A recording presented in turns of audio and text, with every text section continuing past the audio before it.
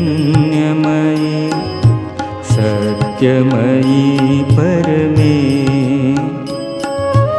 ॐ आनन्दमयी चैतन्यमयी सत्यमयी परमे ॐ आनन्दमयी चैतन्यमयी सत्यमयी परमे ॐ आनन्दमयी चैतन्यमयी सत्यमयी परमे ॐ आनन्दमयी चैतन्यमयी सत्यमयी परमे ॐ आनन्दमयी चैतन्यमयी सत्यमयी परमे सत्यमयी परमे सत्यमयी परमे।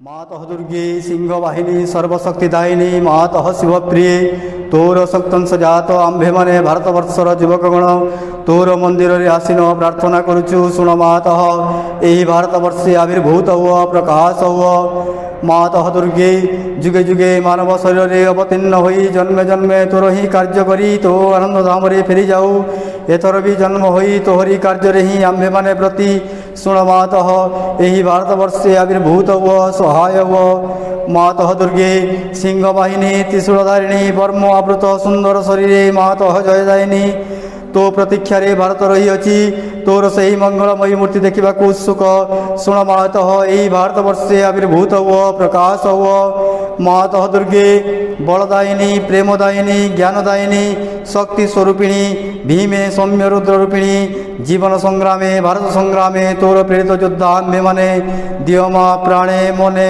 असुरर शक्ति असुरर उद्यम दियमा हृदय रे बुद्धि रे देवचरित्र देवज्ञान मातः दुर्गे जगतश्रेष्ठ भारत जाति निबिड़ तिबिर आच्छन्न थिला तुई मातः गगन प्रांतरे अल्प अल्प उदय होचु तोर स्वर्गीय शरीर तिमिर विनाशिनी आभारे उषार प्रकाश हैला आलोक विस्तार कर मातः तिमिर विनाश कर मातः दुर्गे श्यामला सर्व सौंदर्य अलंकृता ज्ञान प्रेम शक्तिर आधार भारत भूमि तोर विभूति आज पर्यंत शक्ति संहरण आत्मगोपन करथिला आगत सही जुग आगत सही दिन जेतेबेले समग्र विश्वर भार स्कंदरे बहन करी भारत जननी उठुअछि आस मातः प्रकाश हुआ मातः दुर्गे तोर संतान आम्भे माने तो प्रसाद रे तो प्रभाव रे महत् कार्य महत् भावर उपयुक्त हेउ हे मातः विनाशकर क्षुद्रता विनाशकर स्वार्थ विनाशकर भय मातः दुर्गे काली रूपिणी नुमुंड मालिनी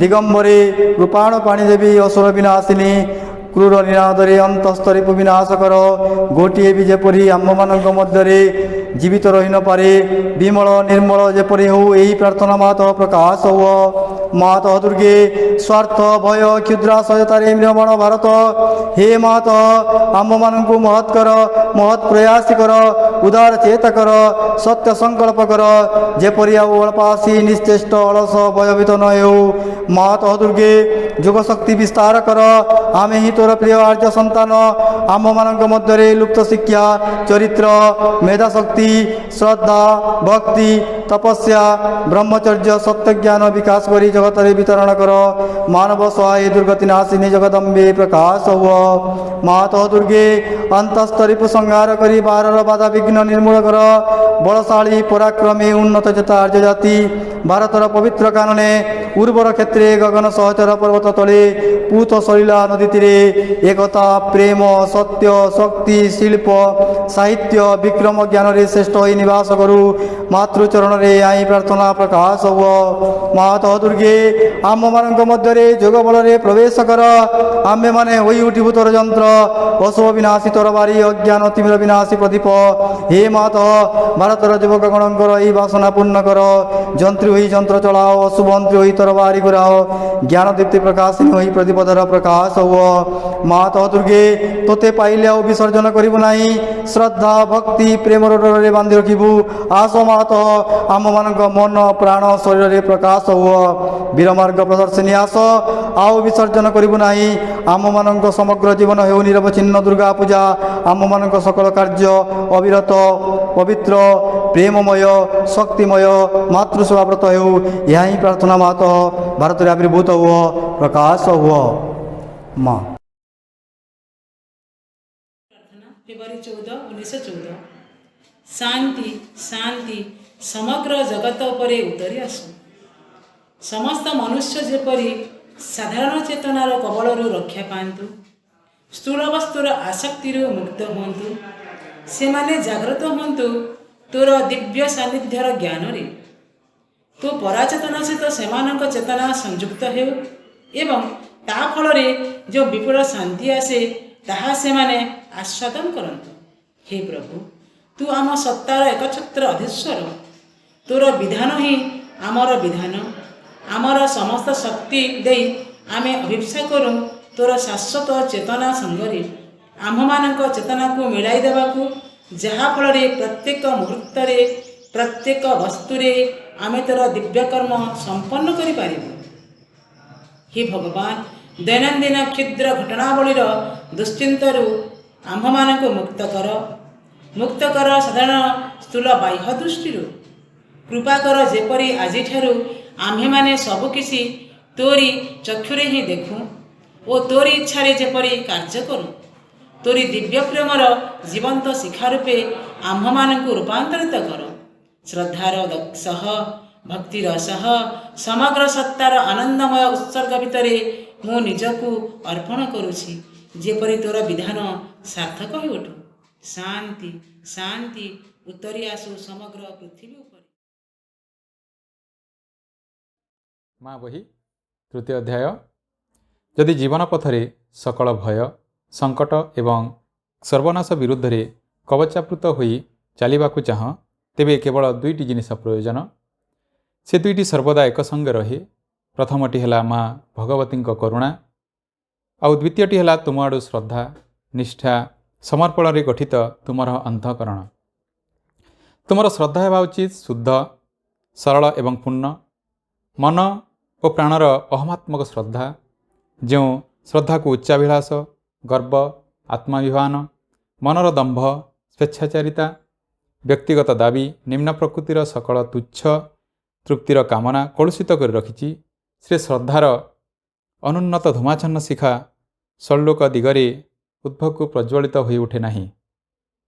ମନେ ରଖ, ଭାଗବତ କର୍ମ ଓ ଭାଗବତ ଅଭିଭକ୍ତିରେ ସାହାଯ୍ୟ ନିମିତ୍ତ ତୁମକୁ ତୁମର ଜୀବନ ଦିଆହୋଇଛି।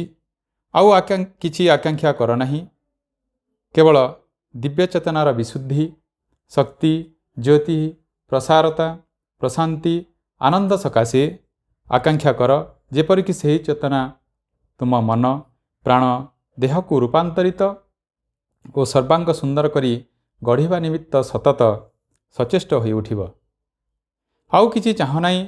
କେବଳ ପୃଥିବୀ ଉପରେ ତୁମ ମଧ୍ୟରେ ଯେଉଁମାନେ ଅଧିକାର ପାଇଛନ୍ତି, ଯେଉଁମାନଙ୍କୁ ଗ୍ରହଣ କରାହୋଇଛି, ସେମାନଙ୍କ ମଧ୍ୟରେ ଭାଗବତ ଆଧ୍ୟାତ୍ମିକ ଅତିମାନସ ସତ୍ୟ ଓ ତାହାର ବାସ୍ତବ ସିଦ୍ଧିକୁ ଚାହଁ ଏବଂ ଚାହଁ ସେହି ଅବସ୍ଥା ଓ ବ୍ୟବସ୍ଥା ଯାହାର ଆନୁକୂଲ୍ୟରେ ହେବ ଏହି ସତ୍ୟର ସୃଷ୍ଟି ଏବଂ ସକଳ ବିରୋଧୀ ଶକ୍ତି ଉପରେ ପୂର୍ଣ୍ଣ ବିଜୟ। ତୁମର ଆନ୍ତରିକତା ଓ ତୁମର ସମର୍ପଣ ହେଉ ଯଥାର୍ଥ ଏବଂ ସମ୍ପୂର୍ଣ୍ଣ। ଯେବେ ତୁମକୁ ନିଜକୁ ଦେଇଦେବାକୁ ହୁଏ, ତେବେ ନିଃଶେଷରେ ଦେଇଦିଅ। କୌଣସି ଦାବି କୌଣସି ସର୍ତ୍ତ କୌଣସି କୁଣ୍ଠିତ ଭାବ ରଖ ନାହିଁ, ଯଦ୍ୱାରା ତୁମର ସକଳ ବସ୍ତୁ ଦିବ୍ୟଜନନୀଙ୍କର ହୋଇଯିବ अहंकार पाई अथवा अन्य कोनोसी शक्ति को देवा सकाशे जेपरी आउ किछि अवशिष्ट नथिब। तुमर श्रद्धा तुमर आंतरिकता और समर्पण जेते पूर्णतर हेब माँकर करुणा और अभय सेते ही घेरी रहिब। जदि माँ भगवतींकर करुणा और अभय तुम संगे रहिछि तेबे आउ एपरि कौन अछि जहा तुमको स्पर्श करिब बा आउ काहाको तुमे भय करिब। एही कृपारु अल्प टिके भी तुमको सकल बाधा विपत्ति और संकटरू पार करदेव। तांकर पूर्ण उपस्थिति जदि तुमको आवृत करी रखे तेबे निरापदे तुम पथरे तुमे चली जाई परिब, कारण से पथ हैला माँकर।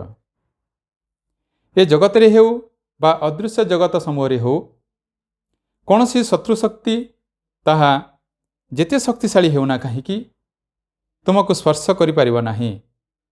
कौनसी विभीषिका तुम चिंतार कारण होई परिब नाही। एही करुणार स्पर्शरे संकट सुजोगरे व्यर्थता सार्थकतारे दुर्बलता अमोघ सामर्थ्य परिणत हुए, कारण दिव्यजनकर अनुकंपा हैला परमेश्वरंक अनुमति। एबे हेउ बा परे हेउ तांकर फल सुनिश्चित पूर्व निर्दिष्ट अवश्यंभावी और अनिर्वाज्य। माँ वंदे मातरम। करुणामयी माँ परम प्रभु श्रीअरविंद बरगढ़ जिला श्रीअरविंद पाठचक्र संगठन तरफ नवमतम श्रीअरविंद मेडिकल एसोसिएशन प्राथमिक स्वास्थ्य चिकित्सा तालीम कार्यक्रम रही ऑनलाइन कार्यक्रम रे जोग देथिबा समस्त मातृसंतान मानू आम मेडिकल एसोसिएशन तथा बरगढ़ जिला पाठचक्र संगठन तरफ स्वागत जनाऊँगी।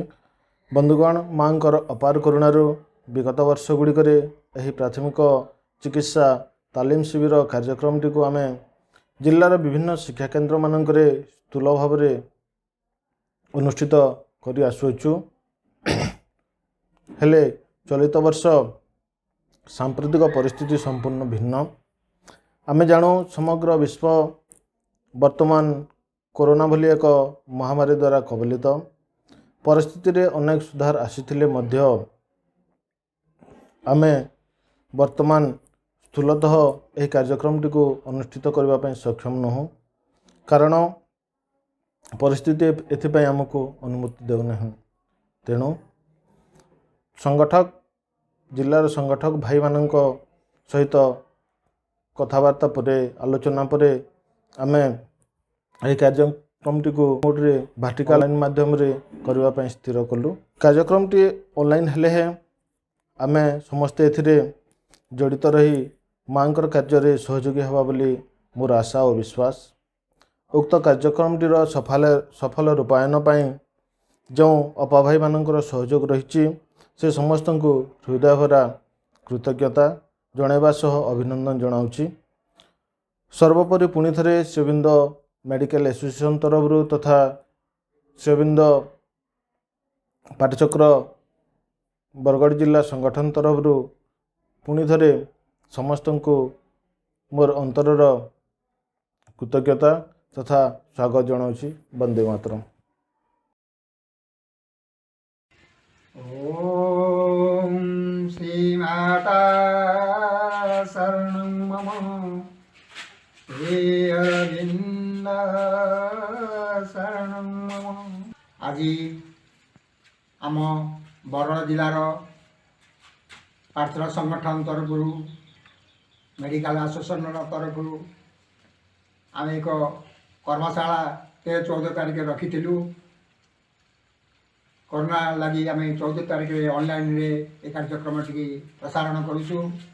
तेणु ऑनलाइन सब समस्त अपा भाई साधक साधिका कार्य भाई अपा समस्त मोर हृदय कृतज्ञता ज्ञापन करुच्ची, स्वागत करुच्ची। यही कार्यक्रम श्री अरविंद पाठचक्र संगठन बरगढ़ अनुकूल प्राय 8 वर्ष है आम करसुचु।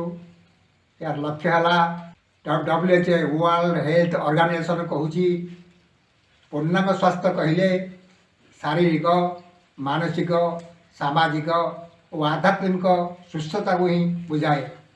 ତେଣୁ ଏହି ଲକ୍ଷ୍ୟକୁ ଆମେ ଆଖି ଆଗରେ ରଖି ଆମ ଜିଲ୍ଲା ତରଫରୁ ଏହି ପ୍ରତିବର୍ଷ ଏହି କାର୍ଯ୍ୟକ୍ରମ କରିଆସୁଛୁ।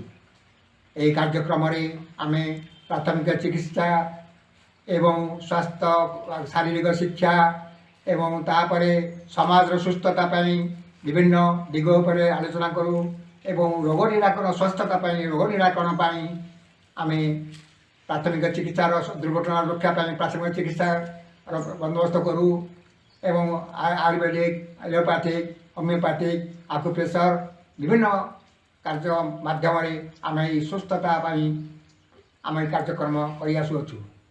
ତେଣୁ ଏ ବର୍ଷ ଆମେ 14 ତାରିଖରେ ଏହି ଆସନ୍ତା ଆଜି ରବିବାର ଆମେ କାର୍ଯ୍ୟକ୍ରମଟି ମାଙ୍କ ନିକଟରେ ଉପସ୍ଥାପନ କରୁଛୁ ଏବଂ ଆପଣମାନଙ୍କୁ ହାର୍ଦ୍ଦିକ ଅଭିନନ୍ଦନ ଜଣାଉଛୁ।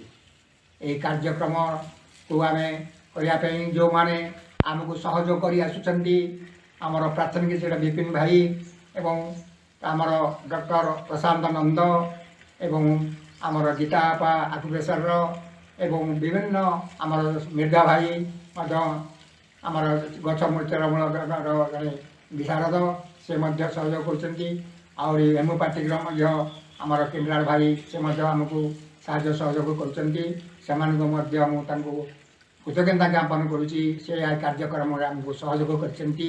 ଏ ବର୍ଷ ମଧ୍ୟ ଆମର ପ୍ରଶାନ୍ତ ଭାଇ ଏବଂ ଡକ୍ଟର ଆମର ବିପିନ ଭାଇ ମଧ୍ୟ ତାଙ୍କର ଆଧ୍ୟାତ୍ମିକ ଏବଂ ପ୍ରାଥମିକ ଚିକିତ୍ସା ଉପରେ କେତେକ କର୍ମଶାଳା ସେ ଆମକୁ ଅନୁରୋଧ କରୁଛୁ ସେ ମଧ୍ୟ ଉପସ୍ଥାପନ କରିବେ। ଯାହା ହଉ ଏହି କାର୍ଯ୍ୟକ୍ରମକୁ ଆମେ ଯଦି ମା କହୁଛନ୍ତି ଜ୍ଞାନ ଅର୍ଜନ କରିବା ଭଲ, ଦ୍ୱିତୀୟ ଜୀବନରେ ଆଚରଣ କରିବା ଆହୁରି ଭଲ, ହୋଇ ଉଠିବା ଏହି ପୂର୍ଣ୍ଣତମ ସିଦ୍ଧି। ଆମେ ଯେଉଁ ପ୍ରଶିକ୍ଷଣ ଦେଉଛୁ, ଆମେ ଯେଉଁ ପ୍ରୟାସ କରିଛୁ, ମାଙ୍କର ଯେଉଁ ନୂତନ ସ୍ୱପ୍ନ ଦେଖିଛନ୍ତି, ଶ୍ରୀରାମ ଯେଉଁ ପଞ୍ଚମ ସ୍ୱପ୍ନ ଦେଖିଛନ୍ତି, ନୂଆ ଜଗତ ହେବ, ନୂଆ ମଣିଷ ହେବ। ସେ ମଣିଷ କିପରି ହେବ? ଶରୀର ହେଲା ମୁଖ୍ୟ। ଶରୀରକୁ ଯଦି ଆମେ ସୁସ୍ଥ ସବଳ, ମା କହୁଛନ୍ତି ଶରୀର ରୂପାନ୍ତର ହେବ, ସୌନ୍ଦର୍ଯ୍ୟ ପରିପ୍ରକାଶ ପାଇବ, ପ୍ରାଣ ରୂପାନ୍ତର ହେବ, ଶକ୍ତିମୟ ହେବ, ମନ ରୂପାନ୍ତର ହେବ, ଜ୍ଞାନମୟ ହେବ ଏବଂ ଆମ ଆତ୍ମା ଆମର ରୂପାନ୍ତର ହେଇ ଆମର ଜ୍ଞାନ ଆମର ଦିବ୍ୟ ପ୍ରେମ ଏବଂ ଦିବ୍ୟ ପ୍ରେମ ପ୍ରଦାନ କରିବେ। ଆତ୍ମା ଓ ଚେତସତ୍ତା ଏବଂ ଆନନ୍ଦର ସ୍ୱରଧ୍ୱନି ପ୍ରବାହିତ ହେବ। ଯେତେବେଳେ ଆମେ ଯେଉଁ କାର୍ଯ୍ୟଟି କରୁଛେ ଯଦି ଆନନ୍ଦକୁ ଉପଲବ୍ଧି ଆମେ ନ କରିବା, ଆନନ୍ଦକୁ ଅନୁଭବ କରିବା, ଶେଷ ଫଳ ଆମର ଆନନ୍ଦମୟରେ ଆମେ ପହଞ୍ଚିବା। ତେଣୁ ଆସନ୍ତୁ ଆମେ ଏହି ମାଙ୍କ କର୍ମଧାରାରେ ଆମେ ନିଜକୁ ସାମିଲ କରିବା ଏବଂ ଗ୍ରହଣ କରିବା, ଜୀବନରେ ପ୍ରୟୋଗ କରିବା। ପ୍ରତ୍ୟେକ ଦିନ ଆମେ ଶାରୀରିକ ଶିକ୍ଷା, ଆସନ, ପ୍ରାଣାୟାମ, ବ୍ୟାୟାମ ଆମେ ବଜାୟ ରଖିବା। ସୁସ୍ଥ ସବଳ ରହିବା ପାଇଁ ମାଙ୍କ ନିକଟରେ ନିବେଦନ କରିବା, ସମର୍ପଣ କରିବା। ଏହି କାର୍ଯ୍ୟକ୍ରମ ପାଇଁ ଆପଣମାନଙ୍କୁ ଆଉ ଥରେ ପୁନର୍ବାର କୃତଜ୍ଞତା ସହ ରହୁଛି। ବନ୍ଦେ ମାତରମ୍।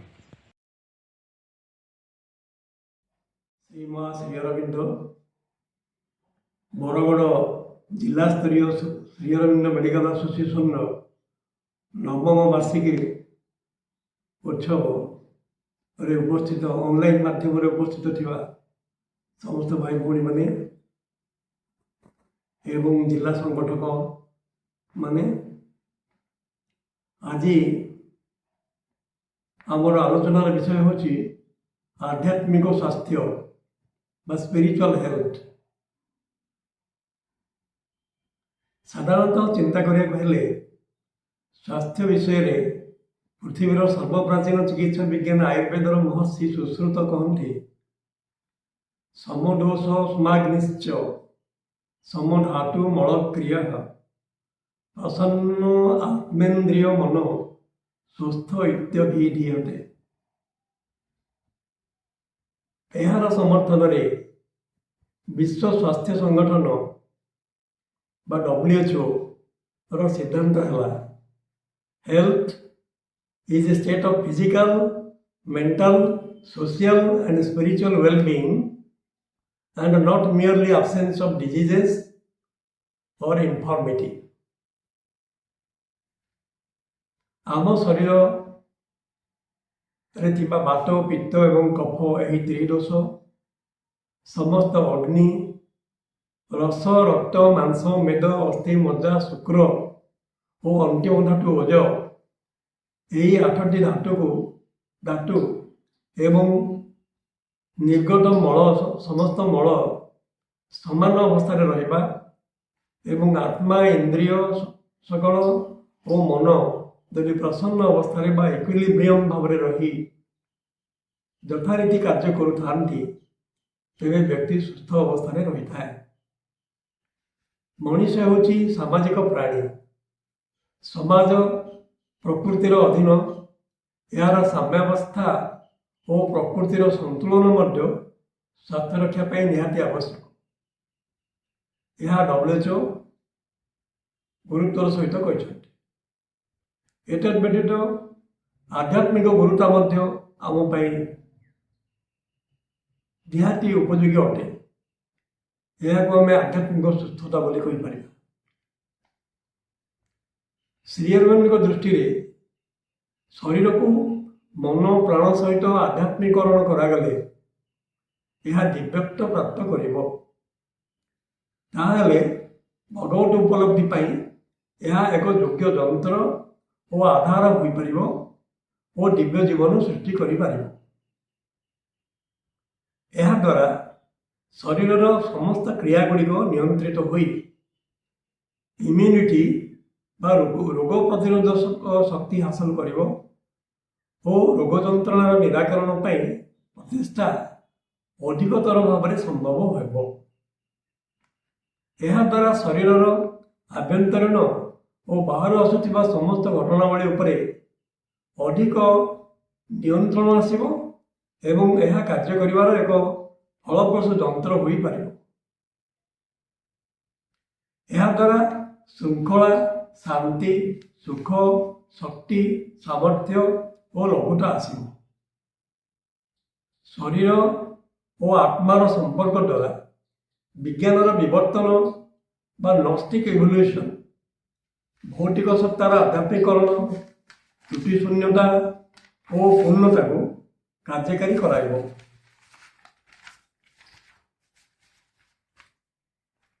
ଏଥିସହିତ ମନ ପ୍ରାଣ ମଧ୍ୟ ସମାନ ଆଚରଣ କରିବେ, ଯଦ୍ୱାରା ଶରୀର ମନ ପ୍ରାଣ ସହିତ ସମସ୍ତ ଦୁର୍ବଳତା ସୀମିତତାରୁ ପାର ହୋଇପାରିବ। ଆମର ଆଧ୍ୟାତ୍ମିକ ସ୍ୱାସ୍ଥ୍ୟ ରକ୍ଷା ଶରୀରର ପ୍ରତିଟି ଜୀବକୋଷ ଠାରୁ ଆରମ୍ଭ ହୋଇଥାଏ। ଜୀବକୋଷ ମାନଙ୍କରେ ଥିବା ଚେତନାକୁ ଶରୀର ଚେତନା କୁହାଯାଏ, ଯାହାକି ପୂର୍ଣ୍ଣ ରୂପେ ଶରୀର ସହିତ ବନ୍ଧା ହୋଇ ରହିଛି।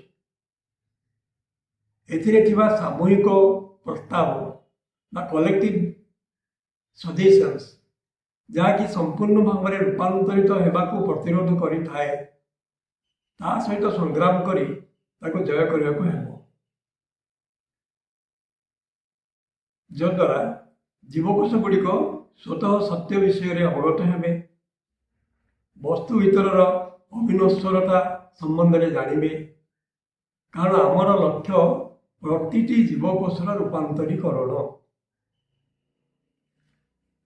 ମା କୁହନ୍ତି, ତୁମର ସବୁଠାରୁ ବେଶୀ ସଫଳତା ଆସିବ ତାହା ନିର୍ଭର କରେ ତୁମ ମଧ୍ୟରେ ଗଢ଼ି ଉଠିଥିବା ଚେତନା ଉପରେ ଏବଂ କେଉଁ ପ୍ରକାରର ଶକ୍ତିକୁ ତୁମେ କାମ କରିବା ପାଇଁ ଆଣିପାରିବ ତା ଉପରେ।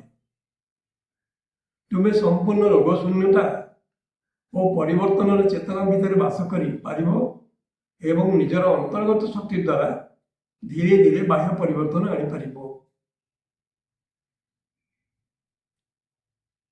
ତୁମେ ଜାଣିଥିବା ଏଥିପାଇଁ ସମ୍ପର୍କ ଶକ୍ତି, ଯାହା ସମ୍ପର୍କରେ ତୁମର ସୂକ୍ଷ୍ମ ଦୃଷ୍ଟି ଥାଏ, ତାହାକୁ ନିମ୍ନକୁ ଆହ୍ୱାନ କରିବ ଏବଂ ଯେଉଁ ଅଂଶରେ ଏହାର କାର୍ଯ୍ୟ ଦରକାର ସେଠାରେ ପ୍ରୟୋଗ କରିବ। ଏତଦ୍ ବ୍ୟତୀତ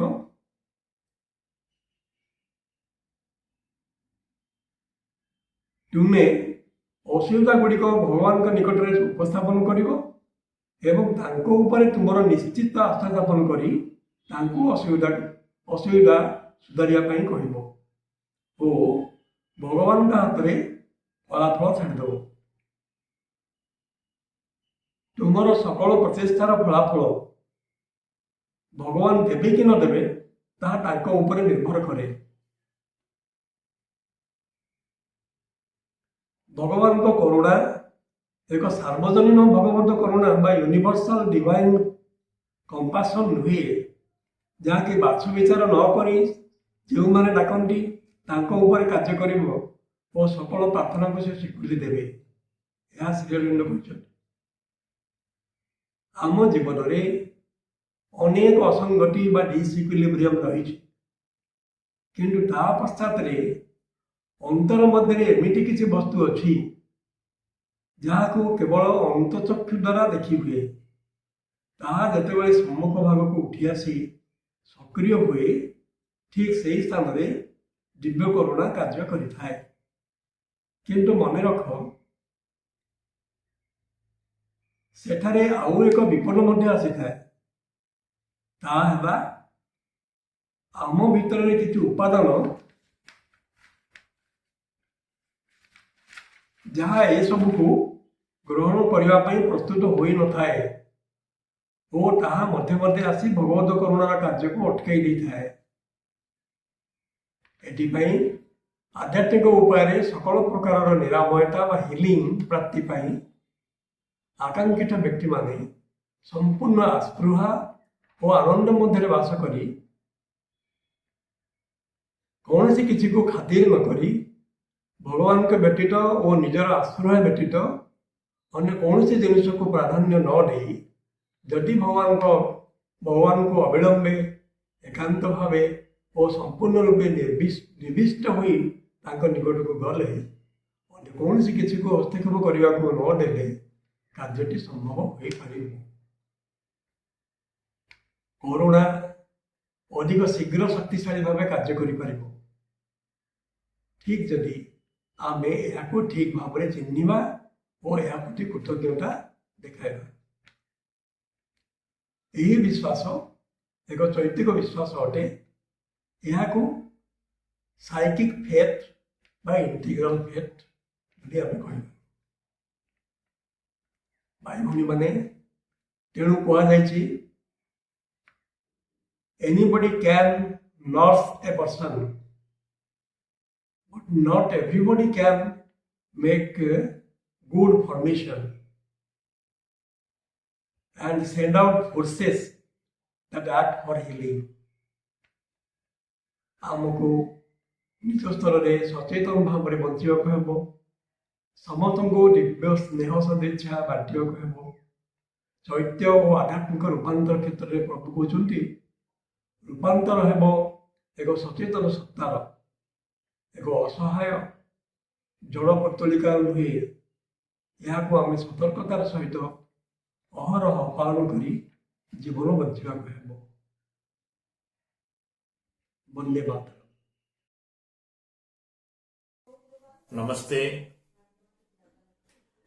ओडिया रे गोटे प्रवाद अच्छी जे शरीर होची व्याधि मंदिर शरीर कहीं व्याधि मंदिर कह जाए कारण मन प्राण एवं शरीर ये समस्त क्षेत्र में थिबा व्याधि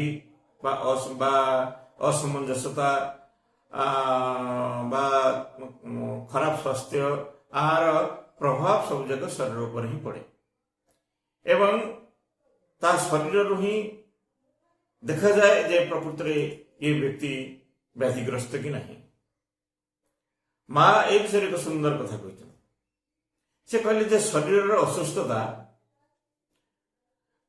आंतर विशृंखलार बाह्य प्रकाश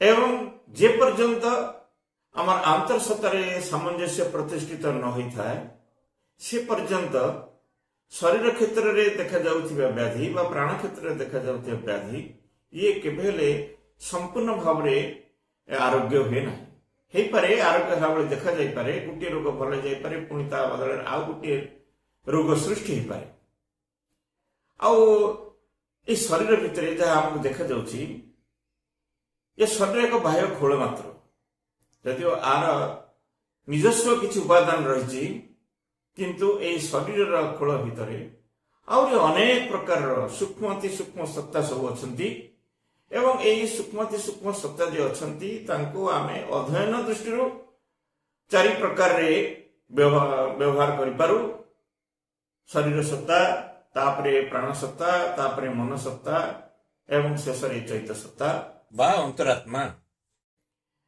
प्रत्येक प्राण स्तर बा मन स्तर बा निजे शरीर स्तर सेमानकर नानादी गुण धर्म रही एवं सेमाने समस्ते एकत्र यही शरीर खोलटी को व्यवहार कर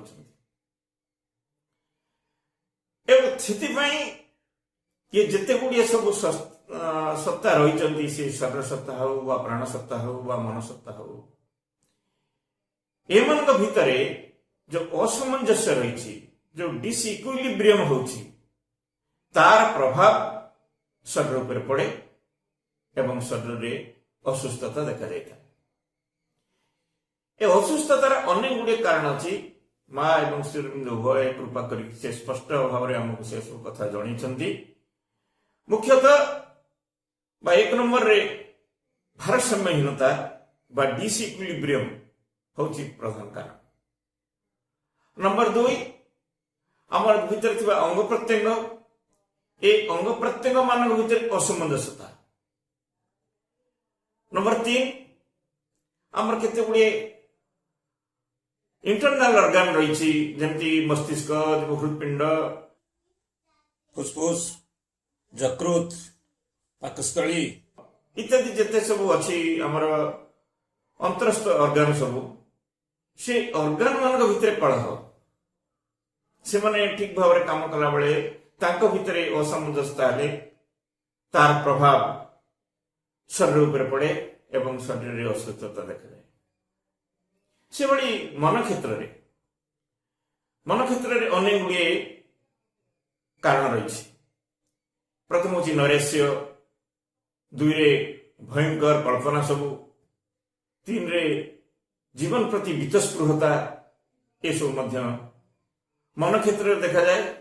जीवन संपूर्ण एक निराशा भरी जाए आउ जीवन में कौन अच्छी आउ मूल्य कौन अच्छी बंचार कौन बा उद्देश्य अच्छी सब तो चलीगला ये भावना मन क्षेत्र में जिते आसे किंबा गोटे इमाजिनेशन भयंकर इमाजिनेशन ये मन क्षेत्र में बहुत खराब प्रभाव पकाए आ जीवन प्रति बीतस्पृहता ये शरीर रोग सृष्टि करे। सेमती प्राण क्षेत्र में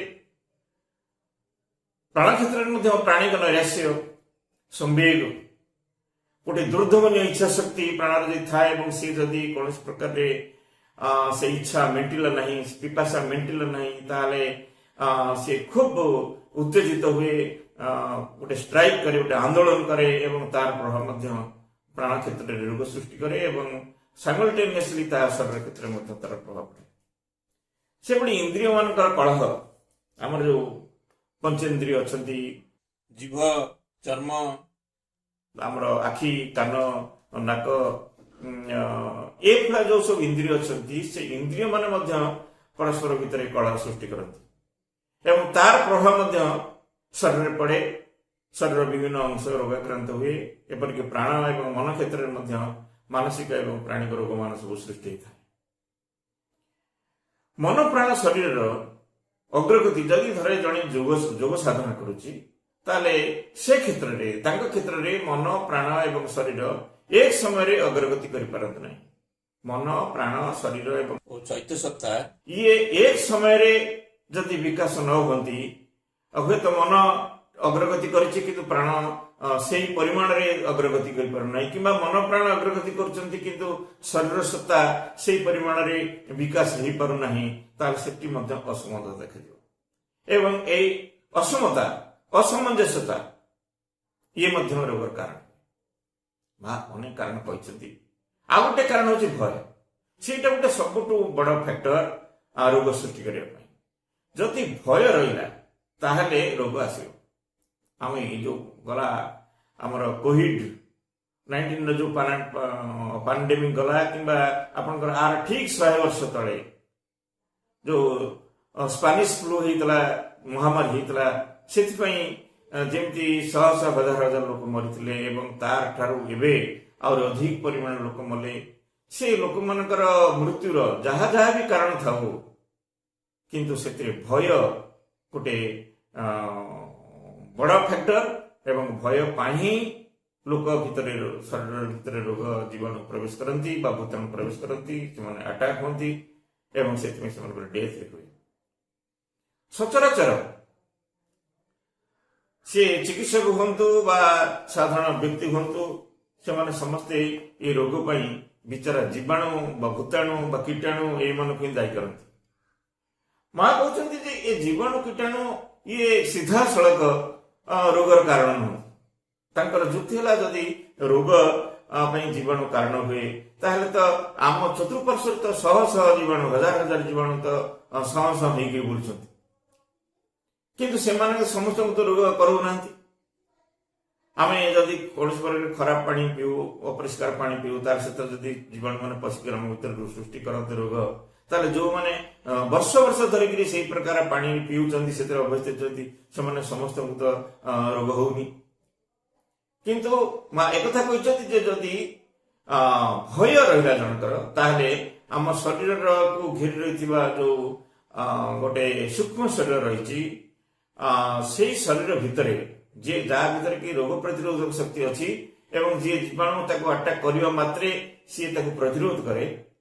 व्यक्ति भितर भय पशिगले मनरे प्राणरे एपरिक शारीरिक भय थिले से जो आमर सूक्ष्म शरीर बा स्नायुविक शरीर भितर सब छिद्र हुए एवं जीवाणु माने ता भितर प्रवेश करती सुजोग पाती एवं से रोग सृष्टि हुए। व्यक्तिर जो इम्यून पावर अच्छी प्रतिषेधक शक्ति अच्छी से तार कमी जाए एवं से रोग पड़े।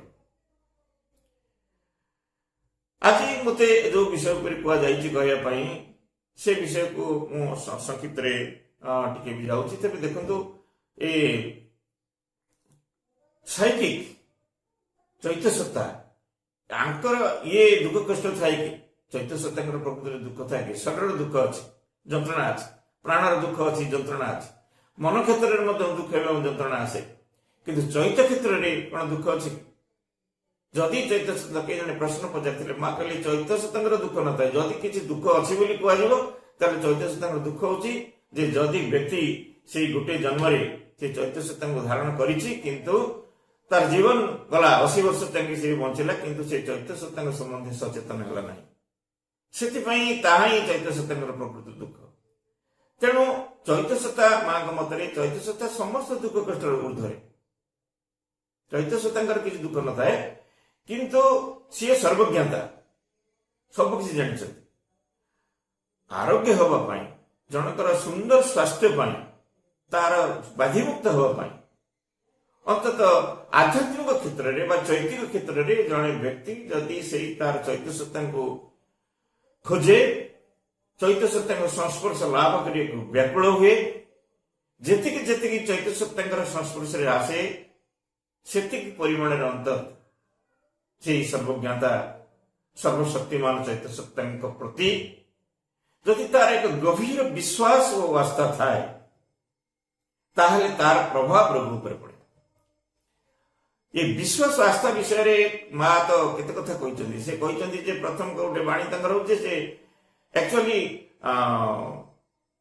औषध रोग भल करे ना रोग तार विश्वास भल करे किंतु औषधर भूमिका रही औषधर भूमिका कौन अच्छी ना जल्दी जड़े व्यक्ति भाविला चिंता कले यही औषध खाइले भल निश्चय भल से औषध दिया मात्रे तार व्याधि दूरीभूत हुए कारण से औषध प्रति जिते कम करे ना से औषध खाइले से डाक्तर द्वारा चिकित्सित से निश्चय भल ये विश्वास ताको भल कर दिए। माँ कहते शरीर निजर भल हवार शक्ति अच्छी किंतु तादर जदि विश्वास इनकलकेट करागला ताहले से व्याधिमुक्त हो। अनेक शरीर जी कि बाहर जो फोर्स आसुची विश्वास शक्ति हो बा माँ करुणा हो भगवत करुणा हो जदि ताकू ता भीतर ग्रहणशीलता न थाए ताहले सी भल हम ना हूँ तो तार शेष मृत्यु भी हो जाए। तेणु आम समस्त व्याधिग्रस्त हवा मात्रे असुस्थता आम देखा मात्रे निजक निजे यही गोटे कथा कहवा दरकार जे मोर किसी होना ये जहाँ से किसी नुहे सामान्य मात्र से चलो किंतु ता न करके ता परिवर्ते आम कौटी खबर कागज बाहर कौन खंडे ଆରେ ଯେ କ୍ୟାନ୍ସର ଲକ୍ଷଣ ହଉଛି ଯଦି କୋଉ ଜାଗାରେ ଭାତୁଡି ଉଠେ ତାହେଲେ ସେ ଭାତୁଡି ଯଦି ବଡ ହଉଛି ତାହେଲେ ଏଇଟା ହଉଛି କ୍ୟାନ୍ସର ଲକ୍ଷଣ। ଯଦି ଝାଡା ବି ସଫା ହଉନି ତାହେଲେ ସେଇଟା ମଧ୍ୟ କ୍ୟାନ୍ସର ଲକ୍ଷଣ। ଲୋକ ଆରେ ହେ ମୋର ତ ସେଇଆ ହଉଛି, ଆଉ ମୋର କ୍ୟାନ୍ସର ହେଇନାହିଁ ତ। ଯଦି ଏତିକି ଏ ଭାବିକି ସେ ନିଜର ଚିକିତ୍ସା ପାଇଁ ଡାକ୍ତର ପାଖକୁ ଗଲା କିମ୍ବା ହଁ ମୋର ଏଇଟା ତ ହଉଥାଇପାରେ ଏମିତି କଥା ଯଦି କହିବ, ମା କହନ୍ତି ଯେ ଯେତେବେଳେ ଅସୁସ୍ଥତା ଆସେ ସେତେବେଳେ ଅସୁସ୍ଥତା ସିଧାସଳଖ ଆସେ ନାହିଁ। ସିଏ ଆଗେ ଗୋଟେ ବ୍ୟକ୍ତି ପାଖରେ ଗୋଟେ ପ୍ରସ୍ତାବ ଦିଏ ଏବଂ ବ୍ୟକ୍ତି ଅଜାଣତରେ ହଉ ବା ତାର ଅଚେତନ ଭାବରେ ମଧ୍ୟ ଯଦି ତାର ଶରୀର ବା ମନ ଯଦି ସେ ପ୍ରସ୍ତାବକୁ ଗ୍ରହଣ କରନ୍ତି ତାହେଲେ ତା ଭିତରେ ରୋଗ ସୃଷ୍ଟି ହବ, ଅସୁସ୍ଥତା ସୃଷ୍ଟି ହବ। ତେଣୁ ସବୁଠୁ ଯାହା ଭଲ ଉପାୟ ହବ ଯେ ଜଣେ ଯଦି ତାର ସମସ୍ତ ଶାରୀରିକ ସମସ୍ୟା, ତାର ମାନସିକ ସମସ୍ୟା, ତାର ପ୍ରାଣସିକ ସମସ୍ୟା, ପ୍ରାଣିକ ସମସ୍ୟା ଆଉ ତାର ଯେତେ ଷ୍ଟ୍ରେସ୍ ରହିଛି ଏ ସବୁ କିଛିକୁ ଯଦି ସିଏ ମାଙ୍କ ଚରଣରେ ନିବେଦନ କରେ, ତା ଚୈତ୍ୟ ସତ୍ତା ରୂପରେ ମା ଯେ ତା ଭିତରେ ବିରୋଧିତ, ସେ ଯେ ବାହାରେ କୋଉଠି ଅଛନ୍ତି ସେ କଥା ନୁହେଁ, ନିଜ ଭିତରେ ସେ ଅଛନ୍ତି। ତାଙ୍କ ପାଖରେ ଯଦି ସବୁ ସମସ୍ୟା ଜଣେ ନିଜ ଘରର ମୁରବୀ ପାଖରେ ଯେମିତି ସବୁ ସମସ୍ୟା କହେ, ଜଣେ ଡାକ୍ତର ପାଖରେ ଯେମିତି ତାର ସମସ୍ୟା କହେ ନିଃସଂକୋଚ ଭାବରେ, ଯଦି ସେଇଭଳି ସମସ୍ୟା ସବୁକୁ ସେ ନିଃସଂକୋଚରେ ମାଙ୍କ ପାଖରେ ବ୍ୟକ୍ତ କରେ ତାହେଲେ ମା ତାର ଦାୟିତ୍ୱ ନିର୍ବାହ କରିବ। ଏ କଥା ନିଶ୍ଚୟ। ଆଉ ତୃତୀୟ କଥା ହଉଛି ଯେ ଖୁବ ଆଶାବାଦୀ ହେବା ଦରକାର। ଯେତେ ଯେତେ ଅଧିକ ନୈରାଶ୍ୟରେ ବ୍ୟକ୍ତି ପୀଡ଼ିତ ହବ ସେତେ ସେତେ ରୋଗରେ ସେ ଘାଣ୍ଟି ହବ। ତେଣୁ ଇଏ କିଛି କଣ ହେଇଛି ଏ ତ ଭଲ ହେଇଯିବନି, ଏଇଟା ଗୋଟେ ବହୁତ ବଡ କଥା ନୁହେଁ। ଯିଏ ରୋଗ ଦେଇଛି ସିଏ ମଧ୍ୟ ସେ ରୋଗ ଭଲ କରିବାର ଶକ୍ତି ତାର ଅଛି। ଯଦି ମୋ ଶରୀରରେ ରୋଗ ହେଇଛି, ମୋ ଶରୀରରେ ମଧ୍ୟ ରୋଗ ଭଲ ହବାର ଶକ୍ତି ଅଛି। ହଁ ହେଇପାରେ ମତେ ଡାକ୍ତର ପାଖକୁ ଯିବାକୁ ପଡିବ, ଔଷଧ ଖାଇବାକୁ ପଡିବ, କିନ୍ତୁ ତା ସତ୍ତ୍ୱେ ବି ଜୀବନ ପ୍ରତି ତାର ଭରସା ରହିବା ଦରକାର। ସେ ନିଶ୍ଚୟ ଭଲ ହବ, ନିଶ୍ଚୟ ଆରୋଗ୍ୟ ହବ, ଏଥିପାଇଁ ସେ ଆଶାବାଦୀ ହେବା ଦରକାର।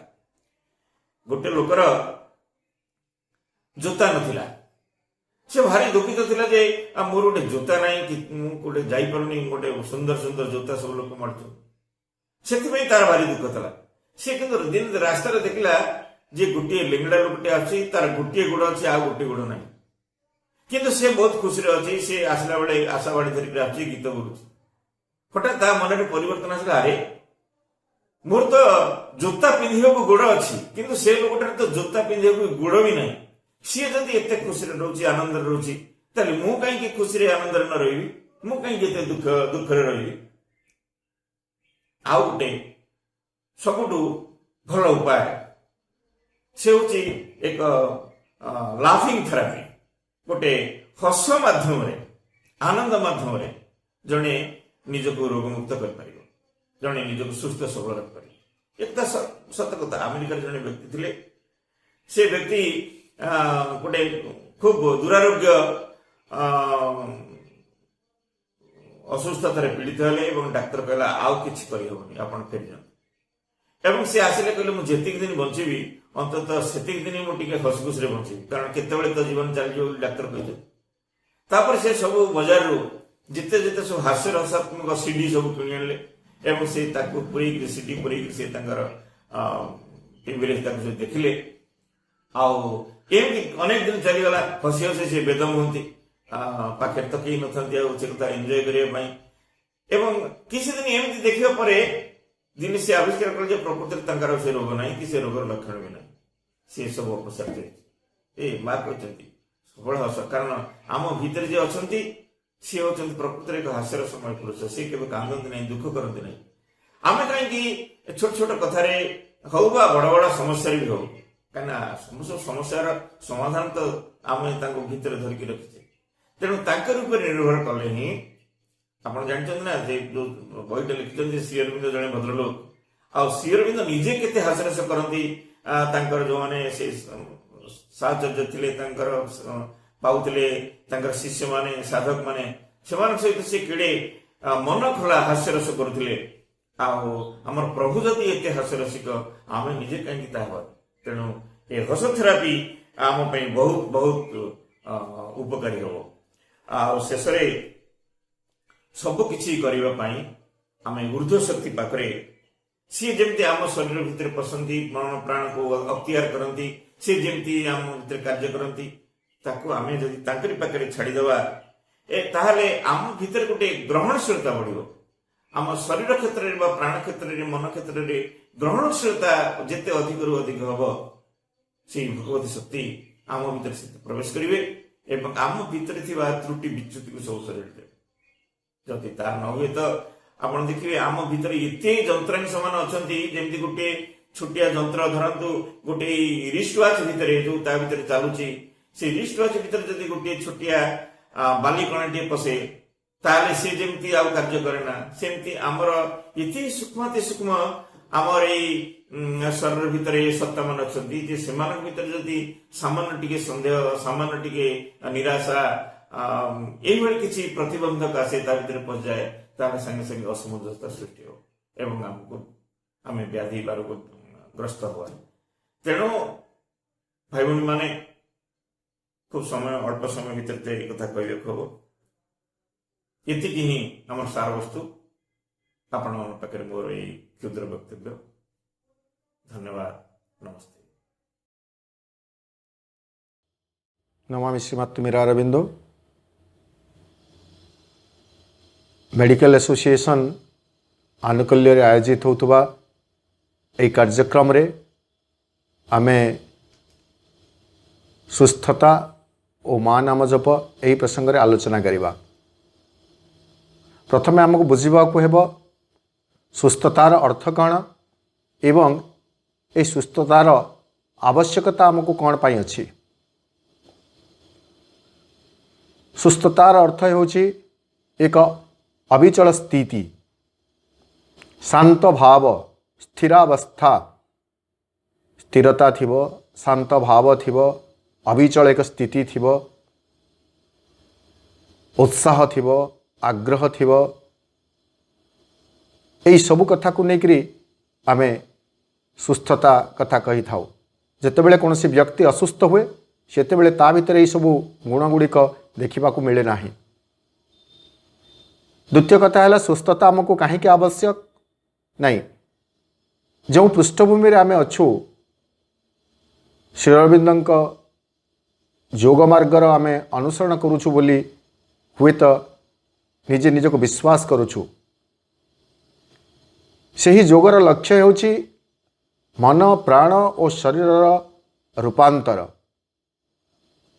अर्थात मन चेतनार प्राण चेतनार ओ शरीर चेतनार रूपांतर जद्वारा मन प्राण और शरीर दिव्य तत्पर रूपांतरित हो सारिबा परे भगवान को निज जीवन रे अभिव्यक्त करि पारिबे।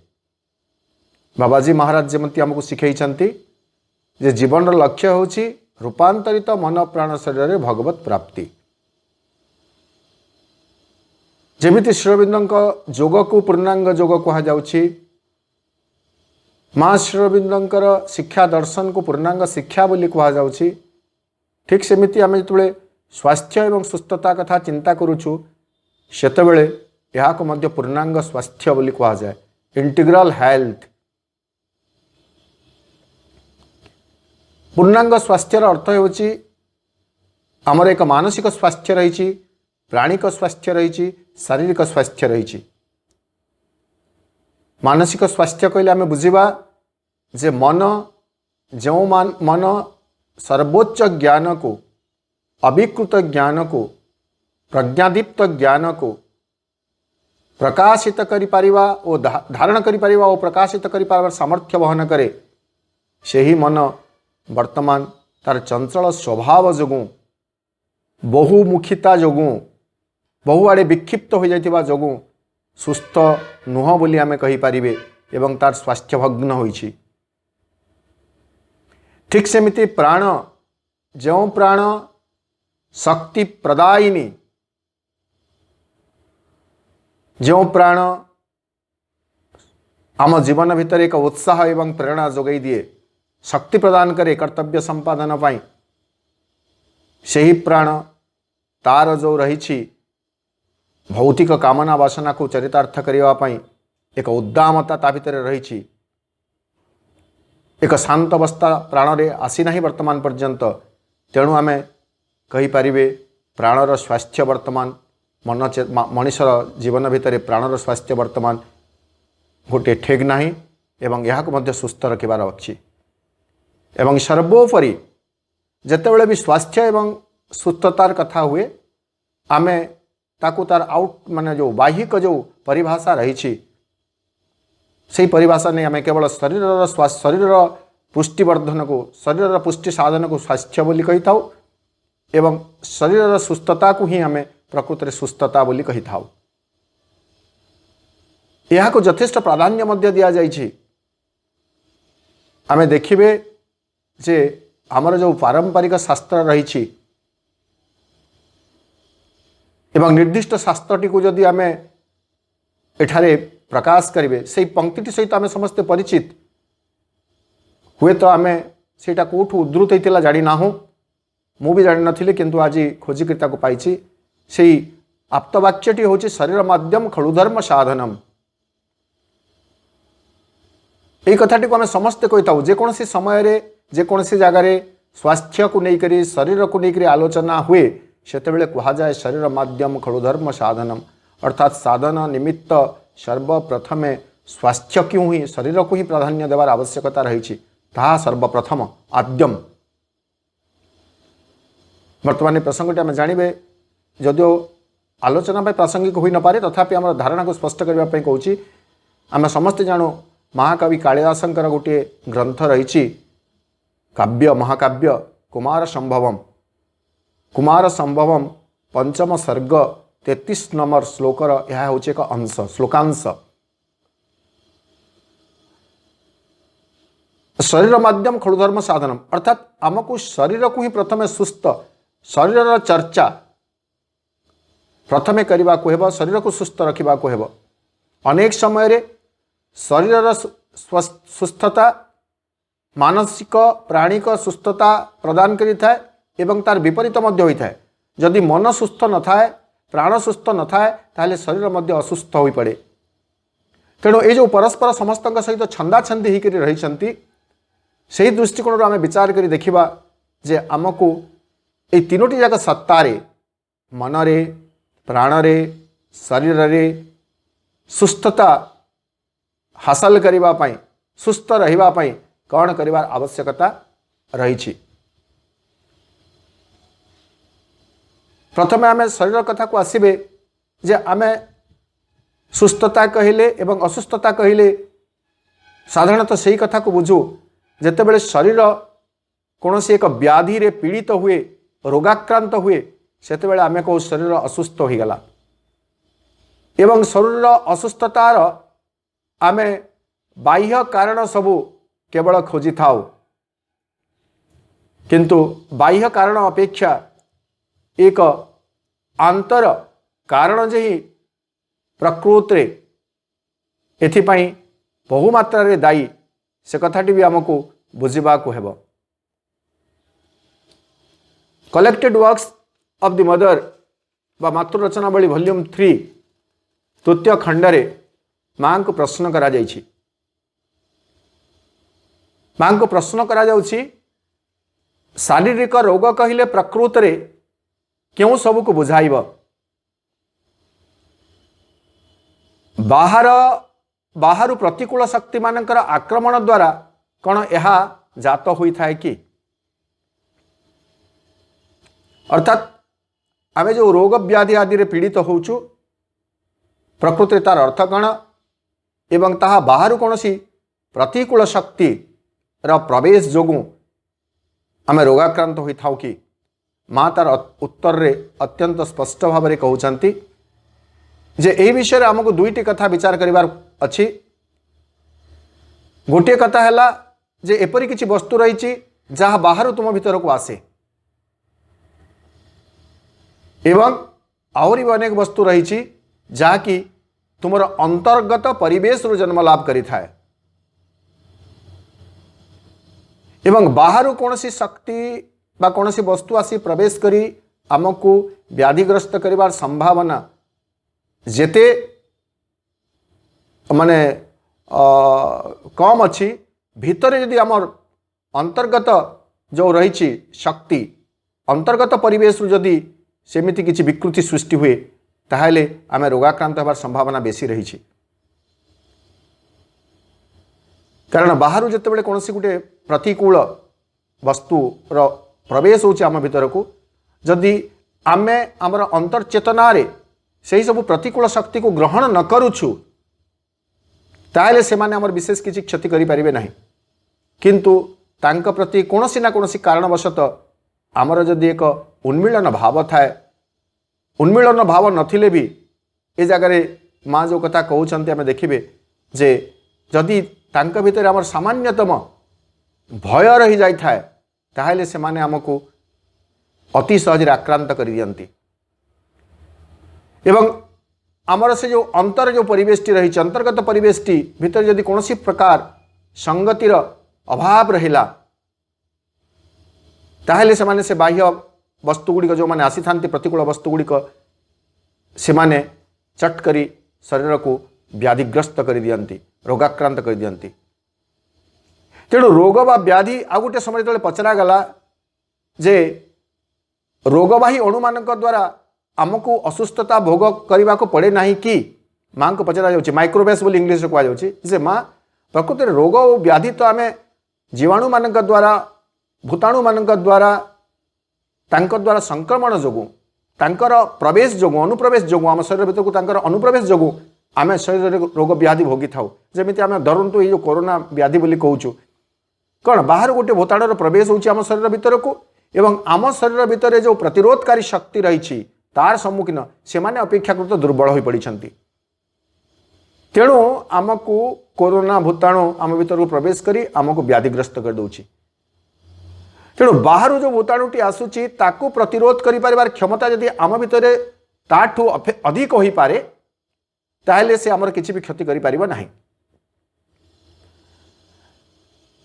किंतु याठू अधिक कथा कहा जाउछि जे मां कहउचंती जे तमे जदि असुस्थ हेबार एक भय तम भितर रखिछ ताहले ताहा तम पई जीवाणु बाह्यस्थ बाहर आसुथबा जीवाणु भूताणु मान अपेक्षा अधिक मारात्मक बोली कहउचंती।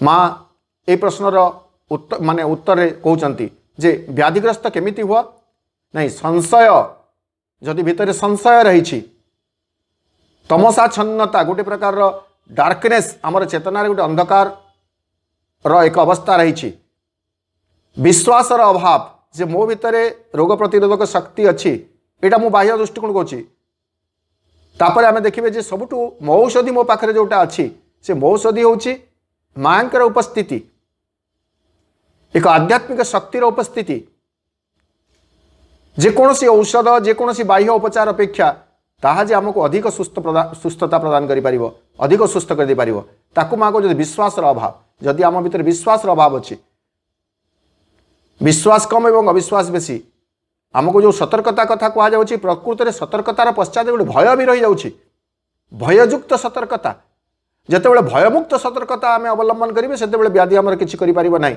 सेटा को आम सतर्कता बोली कहिबे किंतु भयर यदि आम सतर्क होचु किए कोठी खासी देले किए कोठी छिंकी देले बा आउ कोठी को जगह जाके पानी टिके बाहर पी देले तत्क्षणात जदि आम भीतर को भय आसुची बा पानी टिके पीवा पूर्व आम जदि भयभीत हो जाउछु जे बाहर मु केबे पानी पिए ना मु सबुदिन फिल्टर रे पिए आज बाहर पानी पीदेली काली मो देहटी बिगिड़ी जीव कि ये जो संशय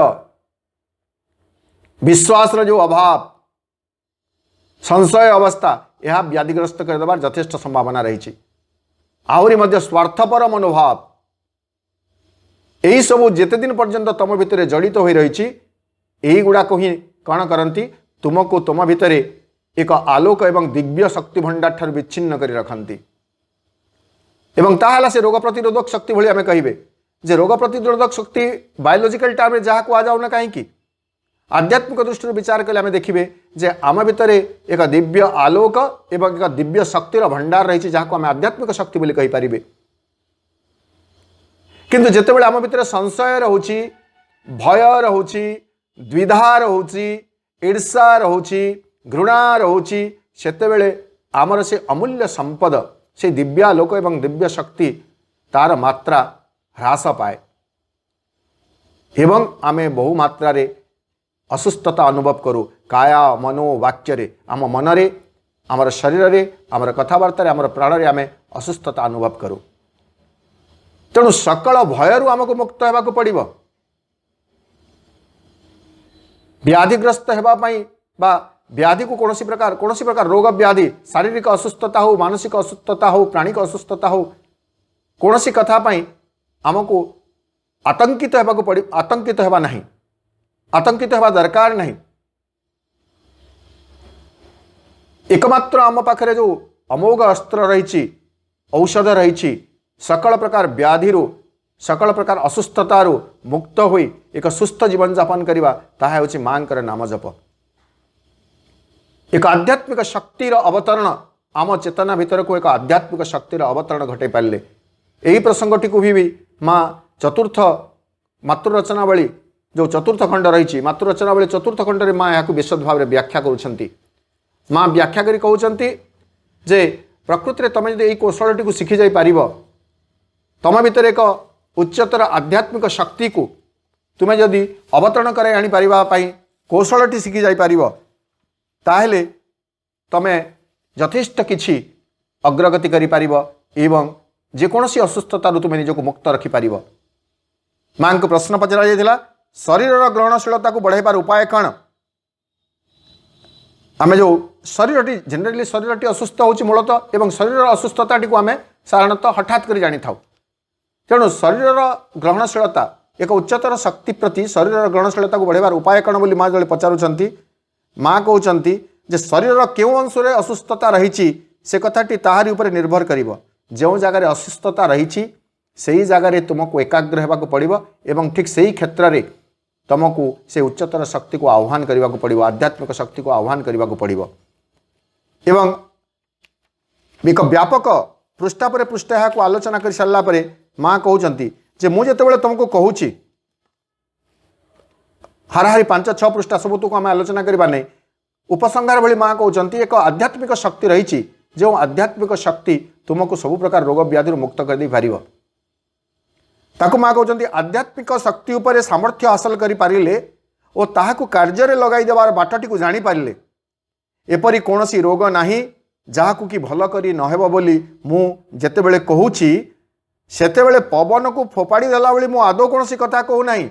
माँ कहउचंती जे आध्यात्मिक शक्ति द्वारा जेकोसी रोग को प्रकृत रे निराकरण करा जाई पारिबो तार उपशम करा जाई पारिबो सेतेबेले माँ ताकू केवल एक कहवा छल कथा भली कहू नाहंती। माँ कहउचंती मु ताकू पवन रे उड़ाई देला भली कथा कहू नाही सही क्षेत्र में उपलब्ध होइतिबा अनुभव को भित्ति करी ही ताहा कहा जाउची अनुभूति को भित्ति करी कहा जाउची। एवं आमे समस्ते जानू माँ केमिति एई भली गोटे महामारी 1920 मसीह जितेबाला जापान रे व्यापी सेतेबाला केमिति से तांकर समस्त शक्ति को एकाग्र करी से व्याधिर निराकरण करते से विषय आम समस्त को जना। तेणु एक आध्यात्मिक शक्ति रही से आध्यात्मिक शक्ति को हासिल कर पारे एवं सर्वोपरि भयरू जदि आम मुक्त हो पारुछु भयरू मुक्त हो पारे प्रकृत में आम सुस्थ रही पारे। से भयटी मन क्षेत्र में हो ना प्राण क्षेत्र में हो ना शरीर क्षेत्र में हो कौन सी ठारे भी हो आमको से मुक्त होबार आवश्यकता रही एक कथा माँ कहते। किंतु आम ये भयरू मुक्त होगापी जो उपायटी को अवलंबन करार अच्छी ताहा होछि प्रकृत रे माँ नाम जप।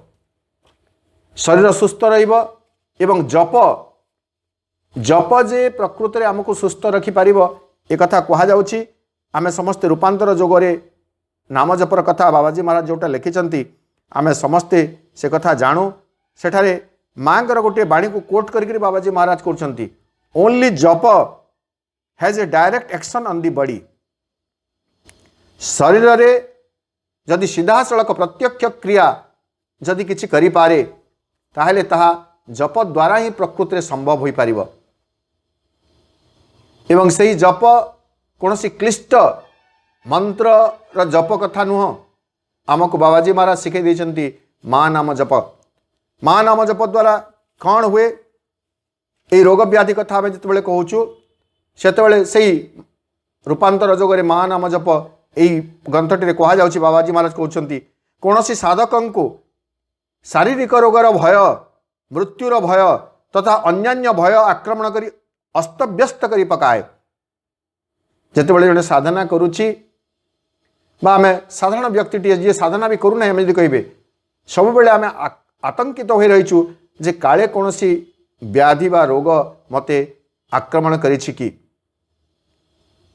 से भय द्वारा आम एते मात्रा आक्रांत हो रही था जे आम जीवन सब बेले एक संकुचित अवस्था रही था।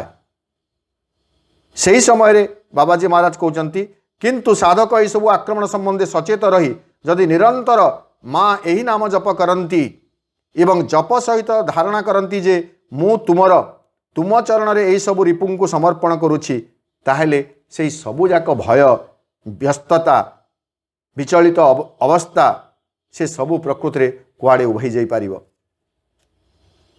तेणु रोगर जो भयटी रही से रोगर भयरू आमको मुक्त होगापाई माँ नाम जप करने दरकार।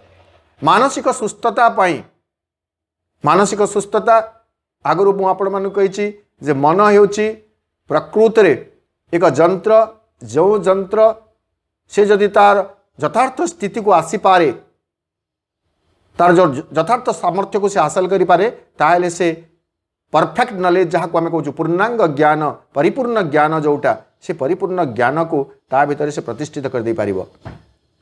किंतु मनरे वर्तमान गोटे प्रकार चंचल स्वभाव थिबा जोगु मन से ज्ञानर अधिकारी वर्तमान पर्यंत हो पारि नाही एवं असुस्थ होइछि। तेणु मनर सुस्थता पाई भी आमको जहाँ दरकार ताहा होछि माँ नाम जप। एक कथा आमको से रूपांतर जोगरे माँ नाम जप एथिरे बतई देछन्ति बाबाजी। मन जेतेबेले चंचल हुए विक्षिप्त हुए सेतेबेले बारंबार बारंबार त्वरित वेगरे माँ नाम जप द्वारा करने जोगु मन शांत हुए स्थिर हुए।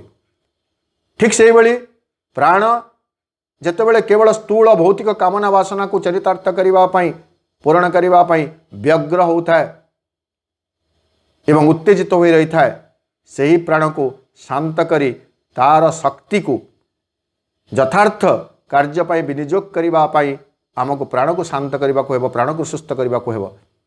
प्राणर सुस्थता सकाशे प्राण भितर जागी उठुवा जो असंख्य कामना वासना राज्य रही से सब गुड़ाक केमिति ता पक्षे अनुचित से कथा बुझे देवाई एवं ताकू शांत और स्थिर करने जितेबले से रुष्ट होची जितेबले से विद्रोह करुच्ची जितेबले से रुषि रोची सेतेबले ता निकटरे जदि माँ को निकरी पहुँचे दिया होची माँ नाम जप कराउछि ताहेले प्राण मध्य स्थिर हो जाए।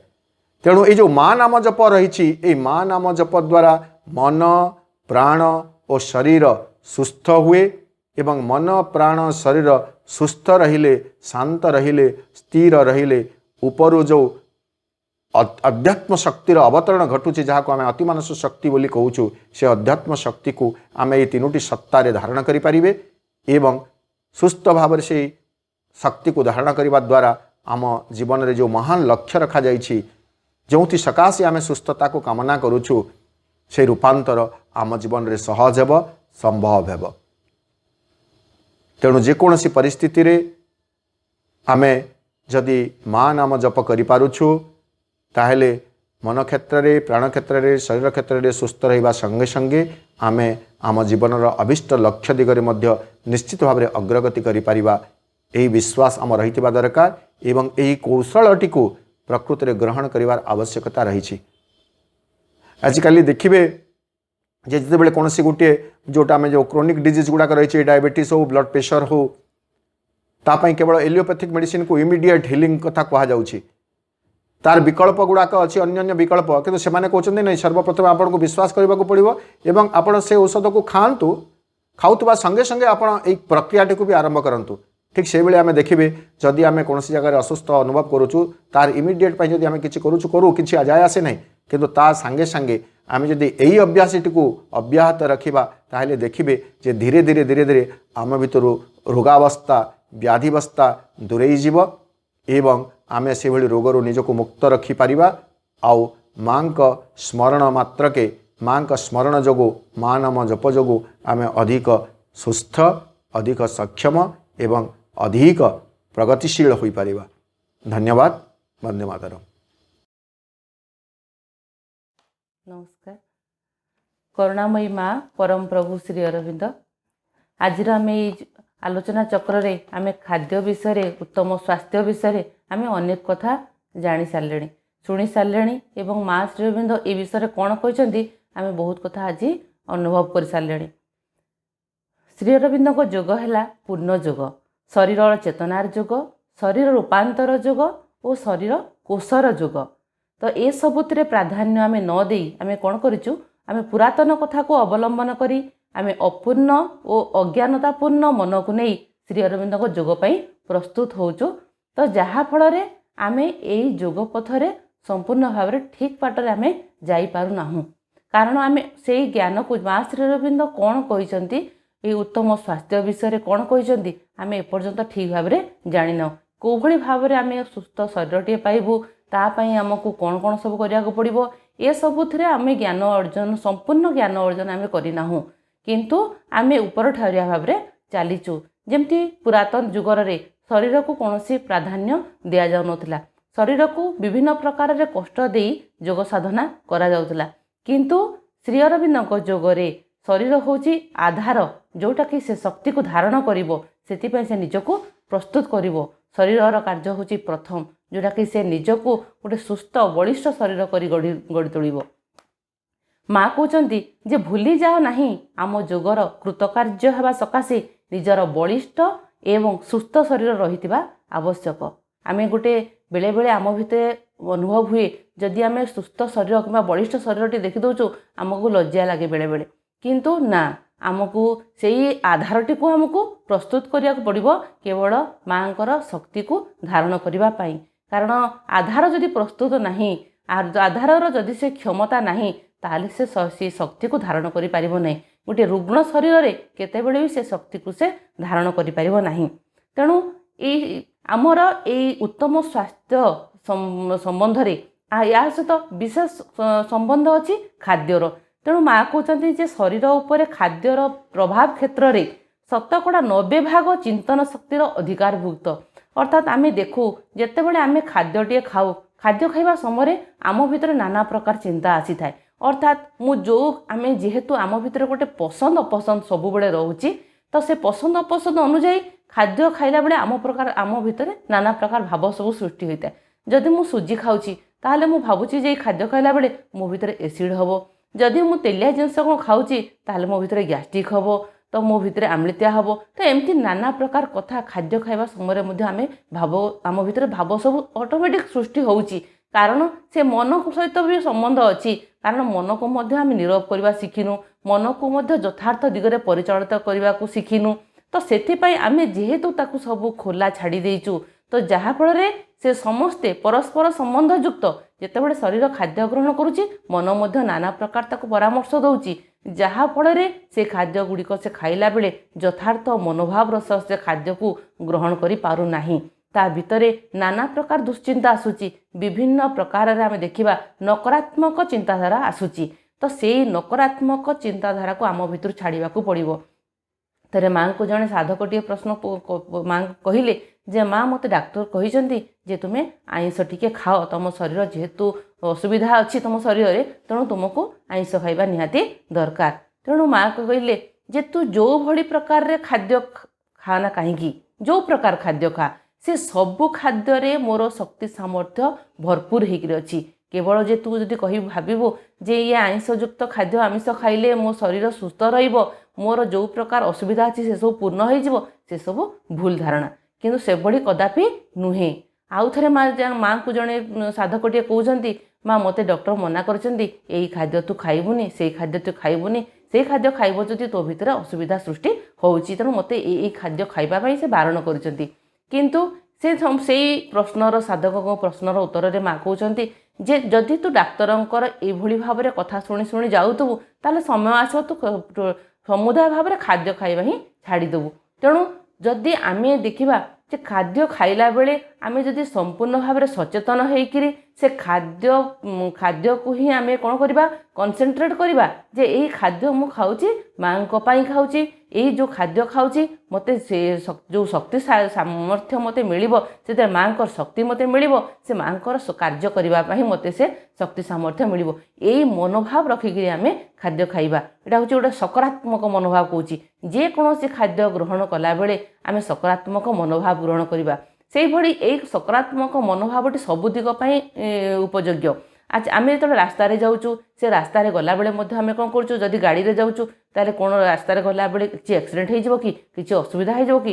ଯଦି ରାସ୍ତାରେ ଗାଡ଼ିରେ ଯାଉଛୁ, ଯଦି ଆମ ଆଗରେ ଯଦି ଟ୍ରକ୍ଟି ଆସୁଛି, ଏ ଟ୍ରକ୍ଟା ଆସିକି ଭୁଷିଦେବ କି? ତ ଏମିତି ପ୍ରତି ମୁହୂର୍ତ୍ତରେ ଆମ ଭିତରେ ନାନା ପ୍ରକାରରେ ସବୁ କ'ଣ କରୁଛି, ବିଭିନ୍ନ ପ୍ରକାର ବିରୋଧୀ ଶକ୍ତି ଗୁଡ଼ିକ ପ୍ରବେଶ କରୁଛି ଏବଂ ସେଇ ବିରୋଧୀ ଶକ୍ତି ଗୁଡ଼ିକ ପ୍ରବେଶ କରିବା ପାଇଁ ଆମେ ନିଜକୁ ମଧ୍ୟ ସମ୍ପୂର୍ଣ୍ଣ ଭାବରେ ଖୋଲା ଛାଡ଼ି ଦେଇଛୁ। ଯାହାଫଳରେ ସେଇ ଶକ୍ତି ଗୁଡ଼ିକ କ'ଣ କରୁଛି, ବିରୋଧୀ ଶକ୍ତି ଗୁଡ଼ିକ ଆମ ଭିତରେ ସବୁବେଳେ ପ୍ରବେଶ କରୁଛି ଏବଂ ଆମକୁ ସବୁବେଳେ ମାନସିକ ଭାବରେ, ଶାରୀରିକ ଭାବରେ ରୋଗଯୁକ୍ତ କରୁଛି। ତେଣୁ ଆମେ ଦେଖିବା ଯେ ପ୍ରକୃତରେ ଯଦି ମୋତେ ଉତ୍ତମ ସ୍ୱାସ୍ଥ୍ୟ ମୋତେ ଗଠନ କରିବାର ଅଛି, ତାହେଲେ ମୋ ଭିତରକୁ କୌଣସି ପ୍ରକାର ନକାରାତ୍ମକ ଚିନ୍ତାଧାରା ଆଣିବି ନାହିଁ। ଖାଦ୍ୟ ଖାଇଲା ବେଳେ ହେଉ କିମ୍ବା ଅନ୍ୟ କୌଣସି ଯେକୌଣସି ଆମେ କାର୍ଯ୍ୟ କରୁନା କାହିଁକି, ଯେତେବେଳେ ରାସ୍ତାଘାଟରେ ଯାଉଛୁ, ଯେକୌଣସି କାର୍ଯ୍ୟ କରୁଛୁ, ଯେକୌଣସି ପରିସ୍ଥିତି ମଧ୍ୟ ଆମ ପାଖରେ ଆସିକିରି ପହଞ୍ଚୁନା କାହିଁକି, ତ ସେଇ ବିଷୟରେ ସେଇ ସମୟରେ ଆମକୁ ସକାରାତ୍ମକ ମନୋଭାବ ଗ୍ରହଣ କରିବାକୁ ପଡ଼ିବ। କେତେବେଳେ ବି ଆମେ କୌଣସି ପ୍ରତିଦ୍ୱନ୍ଦ୍ୱୀମୂଳକ ମନୋଭାବ କି ନିଜକୁ ଆକ୍ଷେପ କରିବା ଭଳି ମନୋଭାବ, ଏହିସବୁ ମନୋଭାବ ଯେମିତି ଆମ ଭିତରକୁ ସେଇ ଗୁଡ଼ିକ ଯେମିତି ଆମ ଭିତରକୁ ପ୍ରବେଶ କରି ନଯାଏ, ତ ସେଥିପ୍ରତି ଆମେ ସଚେତନ ରହିବା। ଯେମିତି ଆମେ ଗୋଟେ ପଟରେ ଭାବୁ ଯେ ଗୋଟେ ପଟରେ ମନୋଭାବ ଥାଏ ଆମର ଈଶ୍ୱରଙ୍କର ମୋ ଉପରେ ଯଦି କୌଣସି ଗୋଟେ ଏମିତି ପରିସ୍ଥିତି ସୃଷ୍ଟି ହେଇଛି, ତ ଯଦି ସେ ପରିସ୍ଥିତିରେ ଯଦି କିଛି ଆମ ପାଇଁ ପ୍ରତିକୂଳ ହୁଏ, ତାହେଲେ ମୁଁ ଭାବିବି ଯେ ଏଥିରେ ମାଆଙ୍କ କୃପା ମୋ ପାଇଁ ନାହିଁ। ଯଦି ଯଦି ମୋ ସପକ୍ଷରେ ହେଇଗଲା, ମୋ ପାଇଁ ଭଲ ହେଇଗଲା, ତାହେଲେ ମୁଁ କହିବି ମୋ ପାଇଁ ଏଠି ମାଆଙ୍କ ଶକ୍ତି ଅଛି। ତ ଏଇ କଥାଟିକୁ ଆମେ ଦେଖିବା କଥା ଯେ ଯାହା ବି ପରିସ୍ଥିତି ଘଟୁନା କାହିଁକି, ସେଥିରେ ମୋତେ ସବୁବେଳେ ସକାରାତ୍ମକ ମନୋଭାବ ସହ ସବୁ କଥାକୁ ଗ୍ରହଣ କରିବାର ଅଛି। କାରଣ ଆମ ପାଇଁ ଯାହା ସର୍ବୋତ୍ତମ କେବଳ ଆମକୁ ଯିଏ ସୃଷ୍ଟିକୁ ଆଣିଛନ୍ତି ସେ ହିଁ କେବଳ କହିପାରିବେ, ସେ ହିଁ କେବଳ କରିପାରିବେ, ତା ବ୍ୟତୀତ ଆଉ ଦ୍ୱିତୀୟ ବ୍ୟକ୍ତି କେହି ବି ନାହିଁ। ତେଣୁ ଆମେ ଯେତେବେଳେ ପିଲାମାନଙ୍କୁ ବି ମଧ୍ୟ ଖାଦ୍ୟ ଖୁଆଉଛେ, ସେତେବେଳେ ଆମେ କ'ଣ କରୁଛୁ, ତାଙ୍କ ପସନ୍ଦ ଯେଉଁଟା ଖାଦ୍ୟ ହୁଏନି, ଆମେ ତାଙ୍କୁ ମଧ୍ୟ ଜୋର ଜବରଦସ୍ତ ସେ ଖାଦ୍ୟ ଗୁଡ଼ାକ ଖୁଆଇ ଦେଉ। କିନ୍ତୁ ଯାହା ହେଲେ ତାର ପ୍ରଭାବ ମଧ୍ୟ ଯେତେବେଳେ ପିଲାଟି ବିରକ୍ତିକର ମନୋଭାବ ସହ ସେ ଖାଦ୍ୟ ଗୁଡ଼ିକୁ ଖାଏ, ତା ଭିତରେ ମଧ୍ୟ ଗୋଟେ ଖରାପ ପ୍ରଭାବ ସୃଷ୍ଟି ହୁଏ। ସେଇଭଳି ମା କହୁଛନ୍ତି ଯେ ବିଶ୍ୱାସ ରଖ, ଏପରି କୌଣସି ରୋଗ ନାହିଁ ଯାହା ଭଗବତ କୃପା ବଳରେ ଆରୋଗ୍ୟ ହୋଇନଥାଏ। ତ ଆମ ପାଖରେ ଗୋଟିଏ କଥା ହେଲା, ମାଆଙ୍କ ଉପରେ ସମ୍ପୂର୍ଣ୍ଣ ବିଶ୍ୱାସ ରଖିବା। ପରିସ୍ଥିତି ଯାହା ବି ହେଇଯାଉ ସେଇ ପରିସ୍ଥିତିର ସମ୍ମୁଖୀନ ହେବା ଏବଂ ଆମ ପାଇଁ ସେଇ ପରିସ୍ଥିତିଟି ପ୍ରତିକୂଳ ହେଲେ ବି ଆମକୁ ଅନୁଭବ କରିବାକୁ ପଡ଼ିବ ଯେ ଏହା ମୋ ପାଇଁ ସର୍ବୋତ୍ତମ ଥିଲା। ଯାହା ମୋ ପାଇଁ ସର୍ବୋତ୍ତମ ମା ସବୁବେଳେ ତାହା ମୋତେ ଦେଇ ଚାଲିଛନ୍ତି। କିନ୍ତୁ ପ୍ରତି ମୁହୂର୍ତ୍ତରେ ଆମେ ସକାରାତ୍ମକ ମନୋଭାବ ସହ ସବୁ ଗ୍ରହଣ କରିବା। ଯେତେବେଳେ ଆମେ ଖାଦ୍ୟ ଖାଉଛେ, ଯେତେବେଳେ ଆମେ ରାସ୍ତାରେ ଯାଉଛେ, ଯେତେବେଳେ ଆମେ ଅନ୍ୟମାନଙ୍କ ସହ କଥାବାର୍ତ୍ତା କରୁଛେ, ଯେଉଁ ସମୟରେ ଆମେ କିଛି କର୍ମ କରୁଛେ, ସେ ପ୍ରତିଟି କର୍ମ କରିବା ସମୟରେ ଆମେ ମାଆଙ୍କୁ ଯୋଡ଼ିକିରି କରିବା, ମାଆଙ୍କୁ ସ୍ମରଣ କରିବା। ପ୍ରତିଟି କର୍ମରେ ଅନୁଭବ କରିବା, ସେଇ କାମଟି କଲାବେଳେ ମୁଁ ମାଆଙ୍କୁ ଅନୁଭବ କରୁଛି, ମା ମୋ ସହିତ ଏ କାର୍ଯ୍ୟଟି କରୁଛନ୍ତି। ତ ଏଇ ସ୍ମରଣଟି ଯଦି କରିବା, ନାମଜପର ପ୍ରଭାବ ତାର ଉପରେ ଅଛି। ପ୍ରତିଟି ମୁହୂର୍ତ୍ତରେ ଆମେ ମା ନାମ ଜପ କରୁଥିବା, ଆମ ଭିତରେ ତାହା ଯାନ୍ତ୍ରିକ ଭାବରେ ପଛେ ହେଉ, ସେଇ ମନୋଭାବ ସହ ଆମେ ମାଆଙ୍କ ନାମ ଜପ କରିଚାଲୁଥିବା ଏବଂ କର୍ମଗୁଡ଼ିକ କରିଚାଲୁଥିବା। ଦେଖିବା ଏମିତି ଗୋଟେ ସମୟ ଆସିବ ଯେଉଁ ସମୟରେ କି ଆମ ଭିତରେ ସମ୍ପୂର୍ଣ୍ଣ ଭାବରେ କୌଣସି ନକାରାତ୍ମକ ଭାବନା ଆଉ ସୃଷ୍ଟି ହେବ ନାହିଁ। ସବୁ କିଛି ପଜିଟିଭଲି ହେବ, ସକାରାତ୍ମକ ଭାବରେ ହେବ। ଯାହା କିଛି ହେଉଛି ଆମକୁ ଗୋଟେ ସମୟ ଆସିବ, ଆମର ହୃଦବୋଧ ହେବ ଯେ ଯାହା କିଛି ହେଉଛି ଭଲ ହେଉଛି, ମୋ ପାଇଁ ଯଦି କିଛି ଖରାପ ହେଇଯାଇଛି ନା ଏଥିରେ ବି ମୋର ଭଲ ଅଛି। ଏଇଭଳି ମନୋଭାବ ସହ ଆମେ ସମସ୍ତ କାର୍ଯ୍ୟ କରିବା, ମାଆଙ୍କର ଅନୁଭବକୁ ନେଇକରି ଆମେ କାର୍ଯ୍ୟ କରିବା। ବନ୍ଦେ ମାତରମ୍। विजेताम श्री मातु मीरा अरविंद, श्रद्धेय विपिन भाई, डॉक्टर प्रशांत भाई, राधाकांत भाई, श्रद्धेया लक्ष्मीप्रिया आपा एवं आजिर ऑनलाइन कार्यक्रम में योगदान करथिबा मोर समस्त अभिप्सु मातृ संतानगण, श्रद्धेय अपा भाईगण, वास्तव में आजर जो विषयवस्तु गुड़िक रही आध्यात्मिक स्वास्थ्य स्वास्थ्य पाई नाम जप एवं एक सकारात्मक मनोभाव यही विषय गुड़िक उपरे विपिन भाई प्रशांत भाई राधाकांत भाई एवं श्रद्धा लक्ष्मीप्रियापा खूब सुंदर भाव आलोचना कले उपसंहार स्वरूप शेष मु सम्य किछि आलोचना उपस्थापन करने चेष्टा करी। आम जानू WHO रो एक्सपेरिमेंट एवं डॉक्टर मानकर परामर्श अनुसार गोटे फिजिकल हेल्थ पाई खाद्यपेय भल रही आवश्यक सफा सुतरा रही आवश्यक हाइजीनिक रही आवश्यक किंतु एसबू रहिबा सत्वे मध्य आमे असुस्थ रहुचु। यार अर्थ है एगुड़िक यथेष्ट नुहे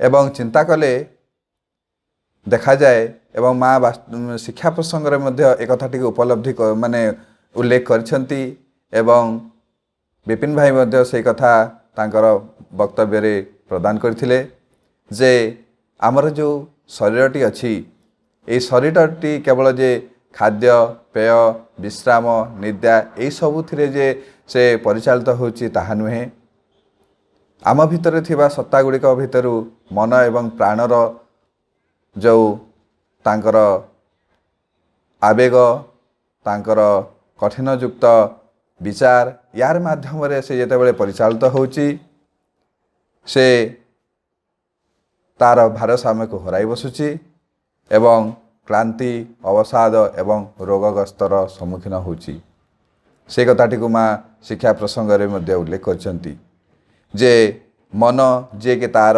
अंधत्व कठिन अटल युक्तिहीन मत द्वारा प्राण जे कि ताहार आवेगाति सज्ज एवं अपचय द्वारा शरीर को एपरी सब कार्य प्रवृत्त करती जहाद्वारा शरीर तार भारसाम्य को हराई बसे एवं क्लांति अवसाद और रोगाक्रांत करे।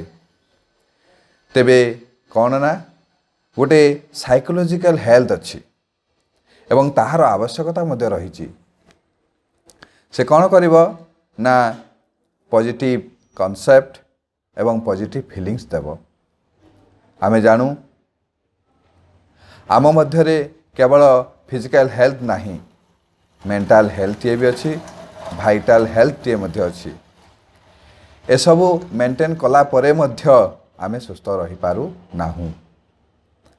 फिजिकल हेल्थ कहले मोर ए शरीरटा पई जेतिकी खाइबी पीबी जगिबी जत्न नेबी अर्थात खाद्य विश्राम टाई हेउची मोर फिजिकल हेल्थ। मेंटल हेल्थ कहले मानसिक सुस्थता यार अर्थ मु डिप्रेशन रही नाही। भाइटाल हेल्थ कथा कहले फेयरलेस मो भितरे भय रहिबो नाही संपूर्ण भाव में मु भय शून्य हो रही एवं सर्वोपरि स्पिरिचुअल हेल्थ कथा कहले आमे ए शरीर को से दिव्य से डिवाइन कर एक अंश बोली मन करी डिवाइन कर अंश मन कले मु ताको सम्मान करी एवं से भली भाव में मु से शरीर को जत्न नेबी। शरीर स्वतंत्र भाव में जत्न नेबा हेउची स्पिरिचुअल हेल्थ। ए शरीर हेउची भगवान कर मंदिर यही मनोभाव सह मु शरीर को जत्न नेबी एटा हेउची स्पिरिचुअल हेल्थ। सुस्थता पाई नाम जप आमे जानिछु वर्तमान पर्यंत फिजिकल उपरे संसार रे स्पिरिचुअल कल्चर होई नाही ता उपरे निर्यातना दिया जाइछि विभिन्न प्रकार कुश साधना करा जाइछि जहा हेले भी जड़टा केबे मध्य परिवर्तन हेबो नाही मृत्यु परे ही जहा हेबार कथा हेबो शरीर उपरे बेसी गुरुत्व दिया जाय नाही केवल ता उपरे अत्याचार करा जाइछि किंतु माँ जेतेबेले रूपांतर कथा कहवाकू आसिले सेतेबेले एई शरीर मध्यरे जो चेतनार कथा कहगला जो चेतना को प्रवेश कथा कहगला जो चेतना को ए कोष भितर इंजेक्ट करवा कथा कहगला से इंजेक्ट करिवार एक सहज मार्ग हेउची नाम जप। এই শরীরটা কিভাবে ভাবে প্রস্তুত হব से शरीर जितेबले से शरीर कोष भितर जितेबले से चेतनाटी सचेतन हो उठिब तेबे जाई ए शरीरटी यथार्थ गोटे स्पिरिचुअल हेल्थ परिणत हो एवं एपरी एक अवस्था आसीब सावित्री रे प्रभु श्री अरविंद कहउचंती even the body shall remain the god एवं यह वास्तव रे केतेबले संभव हो पारिबो केवल नाम जप माध्यम रे नाम जप द्वारा एक वाइब्रेशन सृष्टि होता है जो वाइब्रेशन की केवल शरीर उपरे नुहे ए शरीर कोष गुड़िक उपरे प्रभाव पकाई थाए आमे जानू ए नामजप उपरे कि सुंदर सबू कथा कही जाइछंती आमर पूज्य बाबाजी महाराज केवल कही जाई नांती एक उदाहरण स्वरूप से ए नामजप द्वारा तांका शरीर रे किभली भाव रे प्रतिक्रिया पकाउथला ताहा मध्य से वर्णना करछंती एवं एपरिकी माँ मध्य कहउचंती जे तांकर जो साधना के से दीर्घ समय लगी था ए नाम जप द्वारा से दीर्घ समय साधना को खूब अल्प समय मध्य से संपादित करि पारिछंती मनटा ध्यान एवं धारणा द्वारा सचेतन होता है प्राणटा प्रार्थना माध्यम रे सचेतन होता है एवं शरीरटा सर्वोपरि आमे जानिछु याहाकु आमे कर्म माध्यम रे सचेतन करिथाउ किंतु केवल बाह्यतः एवं अंतर जो कोष गुड़िक जदि आमे सचेतन करा चाहिए तेबे ताहा संभव हेब केवल नामजप माध्यम रे एवं सकारात्मक मनोभाव कथा कहले आमे मूलतः मेंटल हेल्थ को ही बुझी थाउ एवं सबठुर बड़ कथा है आम मध्य एक सकारात्मक मनोभाव बा चिंताधारा केतेबेले आसीबो ना जेतेबेले मु भाबिबी मो जीवनर दायित्व भगवान नहीं तेणु मो जीवन रे जहाँ घटुची माने भल केउटा ना जो कथाटी को मुझे बुझीपारुची सेटा भल जो कथाटी को मुझे बुझीपारु नहीं सेटा मंद किंतु एठी भल मंदर कथा उठू नहीं भगवानकर इच्छा कौन यही भल मंदर ऊर्ध्वरे भगवानकर इच्छा अच्छी ए संबंध में मुझे सचेतन हेबी यहाँ को मुझे ग्रहण करी तेणु मो भीतर आउ से भल मंदर विचार आसीबो नाही मो जीवन दायित्व जितेबले भगवान नहीं बोली मु भाबिबी एवं मु बुझी पारे कि न पारे भगवान तो मो कथा बुझी पारछंती ए कथाटा को मु कन्विन्स हेबी कारण भगवान से होचंती तांकर चेतना हेउची व्यापक एवं आमर चेतना हेउची सीमित तेणु तांकर कथा को आमे बा तांकर विचार को आमे बुझी पारिबा नाही तेणु सर्वोपरि केवल मु कन्विन्स हेबी मो जीवनर दायित्व एपरिक मो शरीरर दायित्व भगवान नहीं तेणु जहाँ भी घटुची मो जीवन रे बा मो शरीर रे से सबू पाई मु कौन करी केवल गोटे पॉजिटिवली ताकू ग्रहण करी एतिकी यथेष्ट आमे जानू बाबली भाईंकर गोटे सुंदर गीतटी अच्छी आम थारू बेसी भाव आम ठारू आम कथा बेसी भाव तुमे माँ केवल भावु नाहंती से आम कथा जानुछंती मध्य आमे आम कथा को जेतिकी न चिन्हिचु माँ बा से भगवान आम कथा को बेसी चिन्हिछंती एवं जेहेतु से आमको गढ़ी से आमको जानिछंती मध्य तेबे केवल मोर गोटे फिजिकल अच्छी नुह मोर गोटे मेंटल अच्छी मोर गोटे भाइटाल अच्छी एवं साइकिक मध्य अच्छी एवं ए सबू कथा माँ बुझुचंती ए सबू थिर कथा माँ जानुछंती तेबे से जदि मो जीवन दायित्व नहीं मोर आउ एपट सेपट भाविबार किछि नाही जदि मु बुझी पारु नाही तेबे मु से भगवान को बा माँ को जणाई देबी मु कौनसी प्रकार इरिटेशन होई कष्ट पाइबार मतलब नाही हाँ कौन हुए बेले बेले आमर मध्य गोटे गोटे छोटिया इगो सब तैयारी हुए एवं से माने कौन करती ना जे जहाँ कले मध्य मोर किछि जायस नाही मु किंतु किछि ना किछि टिके भाबिबार कथा ना यही जो मनोभाव नहीं से जिते किसी चिंता करे सेतेबेले ता भितरे बा आम भितरे कौन हुए नेगेटिव थॉट्स सब चली आसे एवं जदि मु भगवान को सहित मोर थॉट्स गुड़े को लिंक करि पारिबे ताहले ए नेगेटिव थॉट्स गुड़े को आसीबो नाही नेगेटिव थॉट्स गुड़िक जदि न आसे ताहले मो भीतर को खराब शक्ति मध्य आसीबो नाही ଏବଂ ମୋ ଭିତରକୁ ଯେତେବେଳେ ଖରାପ ଶକ୍ତି ନ ଆସିବ ତାହେଲେ ମୋ ଶରୀରଟା କେମିତି ହେବ ଏକ ସୁନ୍ଦର ଶରୀରରେ ପରିଣତ ହେବ ଏବଂ ସେହି ସୁନ୍ଦର ଶରୀର ଯେତେବେଳେ ହୋଇ ଉଠିବ ତାହାକୁ ମୁଁ ଆହୁରି ସ୍ପିରିଚୁଆଲ ହେଲ୍ଥରେ ପରିଣତ କରିବା ପାଇଁ ମୁଁ ଚେଷ୍ଟା କରିବି ଏବଂ ବାସ୍ତବରେ ସେହି ସ୍ପିରିଚୁଆଲ ହେଲ୍ଥ ହିଁ ସେ ପରମ ସତ୍ୟକୁ ପ୍ରକାଶ କରିବା ପାଇଁ ଏକ ଯଥାର୍ଥ ଯନ୍ତ୍ର ରୂପେ ନିଜକୁ ଗଢ଼ି ଉଠିବ। ବନ୍ଦେ ମାତରମ୍। ମନକୁ ସ୍ଥିର କରିବା ପାଇଁ ମା ନାମ ଜପ ମା, ପ୍ରାଣକୁ ଶାନ୍ତ କରିବା ପାଇଁ ମା ମା ଜପ ମା।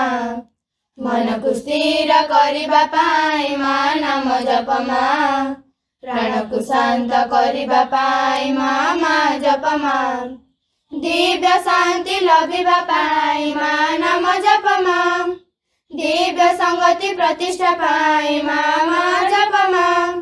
ଦିବ୍ୟ ଶାନ୍ତି ଲଭିବା ପାଇଁ ମା ନାମ ଜପ ମା, ଦିବ୍ୟ ସଂଗତି ପ୍ରତିଷ୍ଠା ପାଇଁ ମା ମା ଜପ ମା। ସୁସ୍ଥ ଶରୀର ପାଇବା ପାଇଁ ମା ନାମ ଜପ ମା, ଦିବ୍ୟ ଆନନ୍ଦ ପାଇବା ପାଇଁ ମା ମା ଜପ ମା। ମନକୁ ସ୍ଥିର କରିବା ପାଇଁ ମା ନାମ ଜପ ମା, ପ୍ରାଣକୁ ଶାନ୍ତ କରିବା ପାଇଁ ମା ମା ଜପ ମା।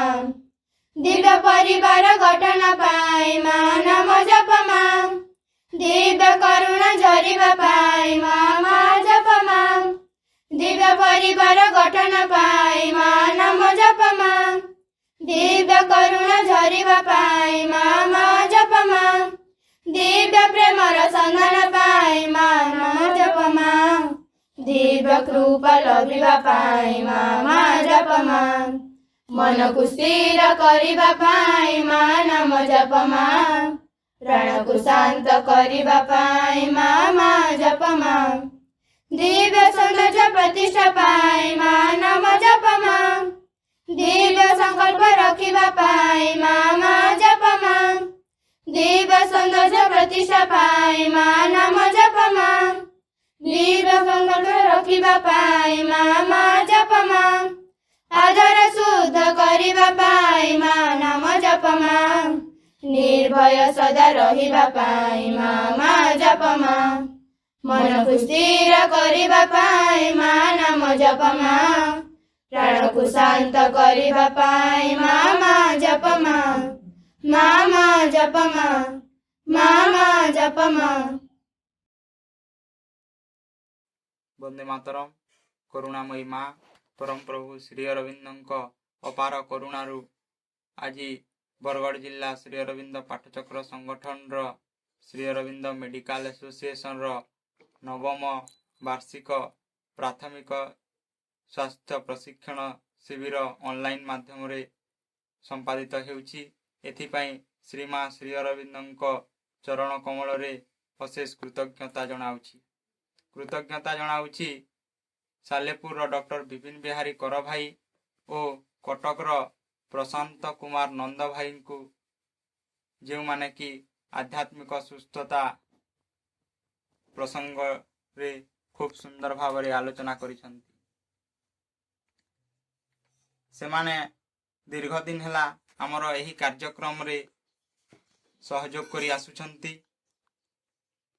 ମା ନାମ ଜପର ଅମୋଘ ଶକ୍ତି ରହିଛି। ମା ନାମ ଜପ ଓ ସକାରାତ୍ମକ ମନୋଭାବ ସୁସ୍ଥତା ପାଇଁ ଅତ୍ୟାବଶ୍ୟକ ପରି ମନେ ହୁଏ। ସୁସ୍ଥତା ପାଇଁ ନାମ ଜପ ପ୍ରସଙ୍ଗରେ ଆଲୋଚନା କରିଥିବା ବରଗଡ଼ ଜିଲ୍ଲା ସଂଗଠକ ଶ୍ରୀ ରାଧାକାନ୍ତ ମିଶ୍ର ଭାଇକୁ ଓ ସକାରାତ୍ମକ ମନୋଭାବ ବିଷୟଟିକୁ ଉପସ୍ଥାପନ କରିଥିବା ସୁଶ୍ରୀ ଲକ୍ଷ୍ମୀପ୍ରିୟା ରାଉତ ସାଧନା ମନ୍ଦିର ସିମେଣ୍ଟ ନଗରର ଅପାଙ୍କୁ କୃତଜ୍ଞତା ଜଣାଉଛି। ବରଗଡ଼ ଜିଲ୍ଲା ସଂଗଠକ ଶ୍ରୀ ସମରେନ୍ଦ୍ର କୁମାର ଲେଙ୍କା ଭାଇଙ୍କ ପ୍ରଚେଷ୍ଟା ଓ ସଂଗଠନ କାର୍ଯ୍ୟ ପାଇଁ ତାଙ୍କୁ କୃତଜ୍ଞତା ଜଣାଉଛି। ଦୁର୍ଗା ସ୍ତୋତ୍ର ଉଚ୍ଚାରଣ ପାଇଁ ଅତାବିରାର ଧର୍ମରାଜ ଭାଇ, ମା ପୁସ୍ତକ ପଠନ ପାଇଁ ସାଧନା ମନ୍ଦିର ସିମେଣ୍ଟ ନଗରର କାର୍ତ୍ତିକ ଭାଇ, ଧ୍ୟାନ ଓ ପ୍ରାର୍ଥନା ଆବୃତ୍ତି ପାଇଁ ପଦ୍ମପୁରର ଆଲ୍ଲାଦିନୀ ଅପାଙ୍କୁ କୃତଜ୍ଞତା ଜଣାଉଛି। प्रतिवर्षर कार्यक्रम रे सहयोग करी आसुथिबा श्रीधर भाई, नित्यानंद मिर्धा भाई, चंद्रकांत पांडे भाई को कृतज्ञता जनाउछि। नामजप संगीत गान करिथिबा साधना मंदिर सीमेंट नगर रो छात्र छात्री माननकु मध्य कृतज्ञता जनाउछि। ऑनलाइन कार्यक्रम पई टेक्नोलोजी क्षेत्र रे सहयोग करुथिबा आशीष भाई, श्री आशीष कुमार साहू को कृतज्ञता जनाउछि। एही कार्यक्रम रे सहयोग करिथिबा समस्त मातृप्रेमी अपा भाई को श्री अरविंद मेडिकल एसोसिएशन बरगढ़ जिला तरफ हार्दिक कृतज्ञता जनाउछि। एही कार्यक्रम माध्यम रे आम समस्त को माँ तांकर अति निकटतर करांतु, एहा ही प्रार्थना। मांकर जय हो। वंदे मातरम।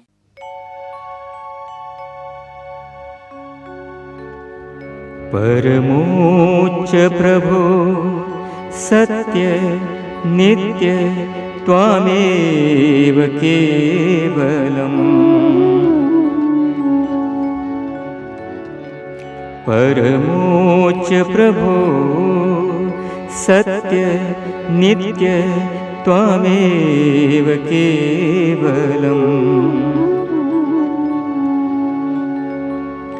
अनुवर्तामहै सत्यम् अनुजीवाम केवलम्।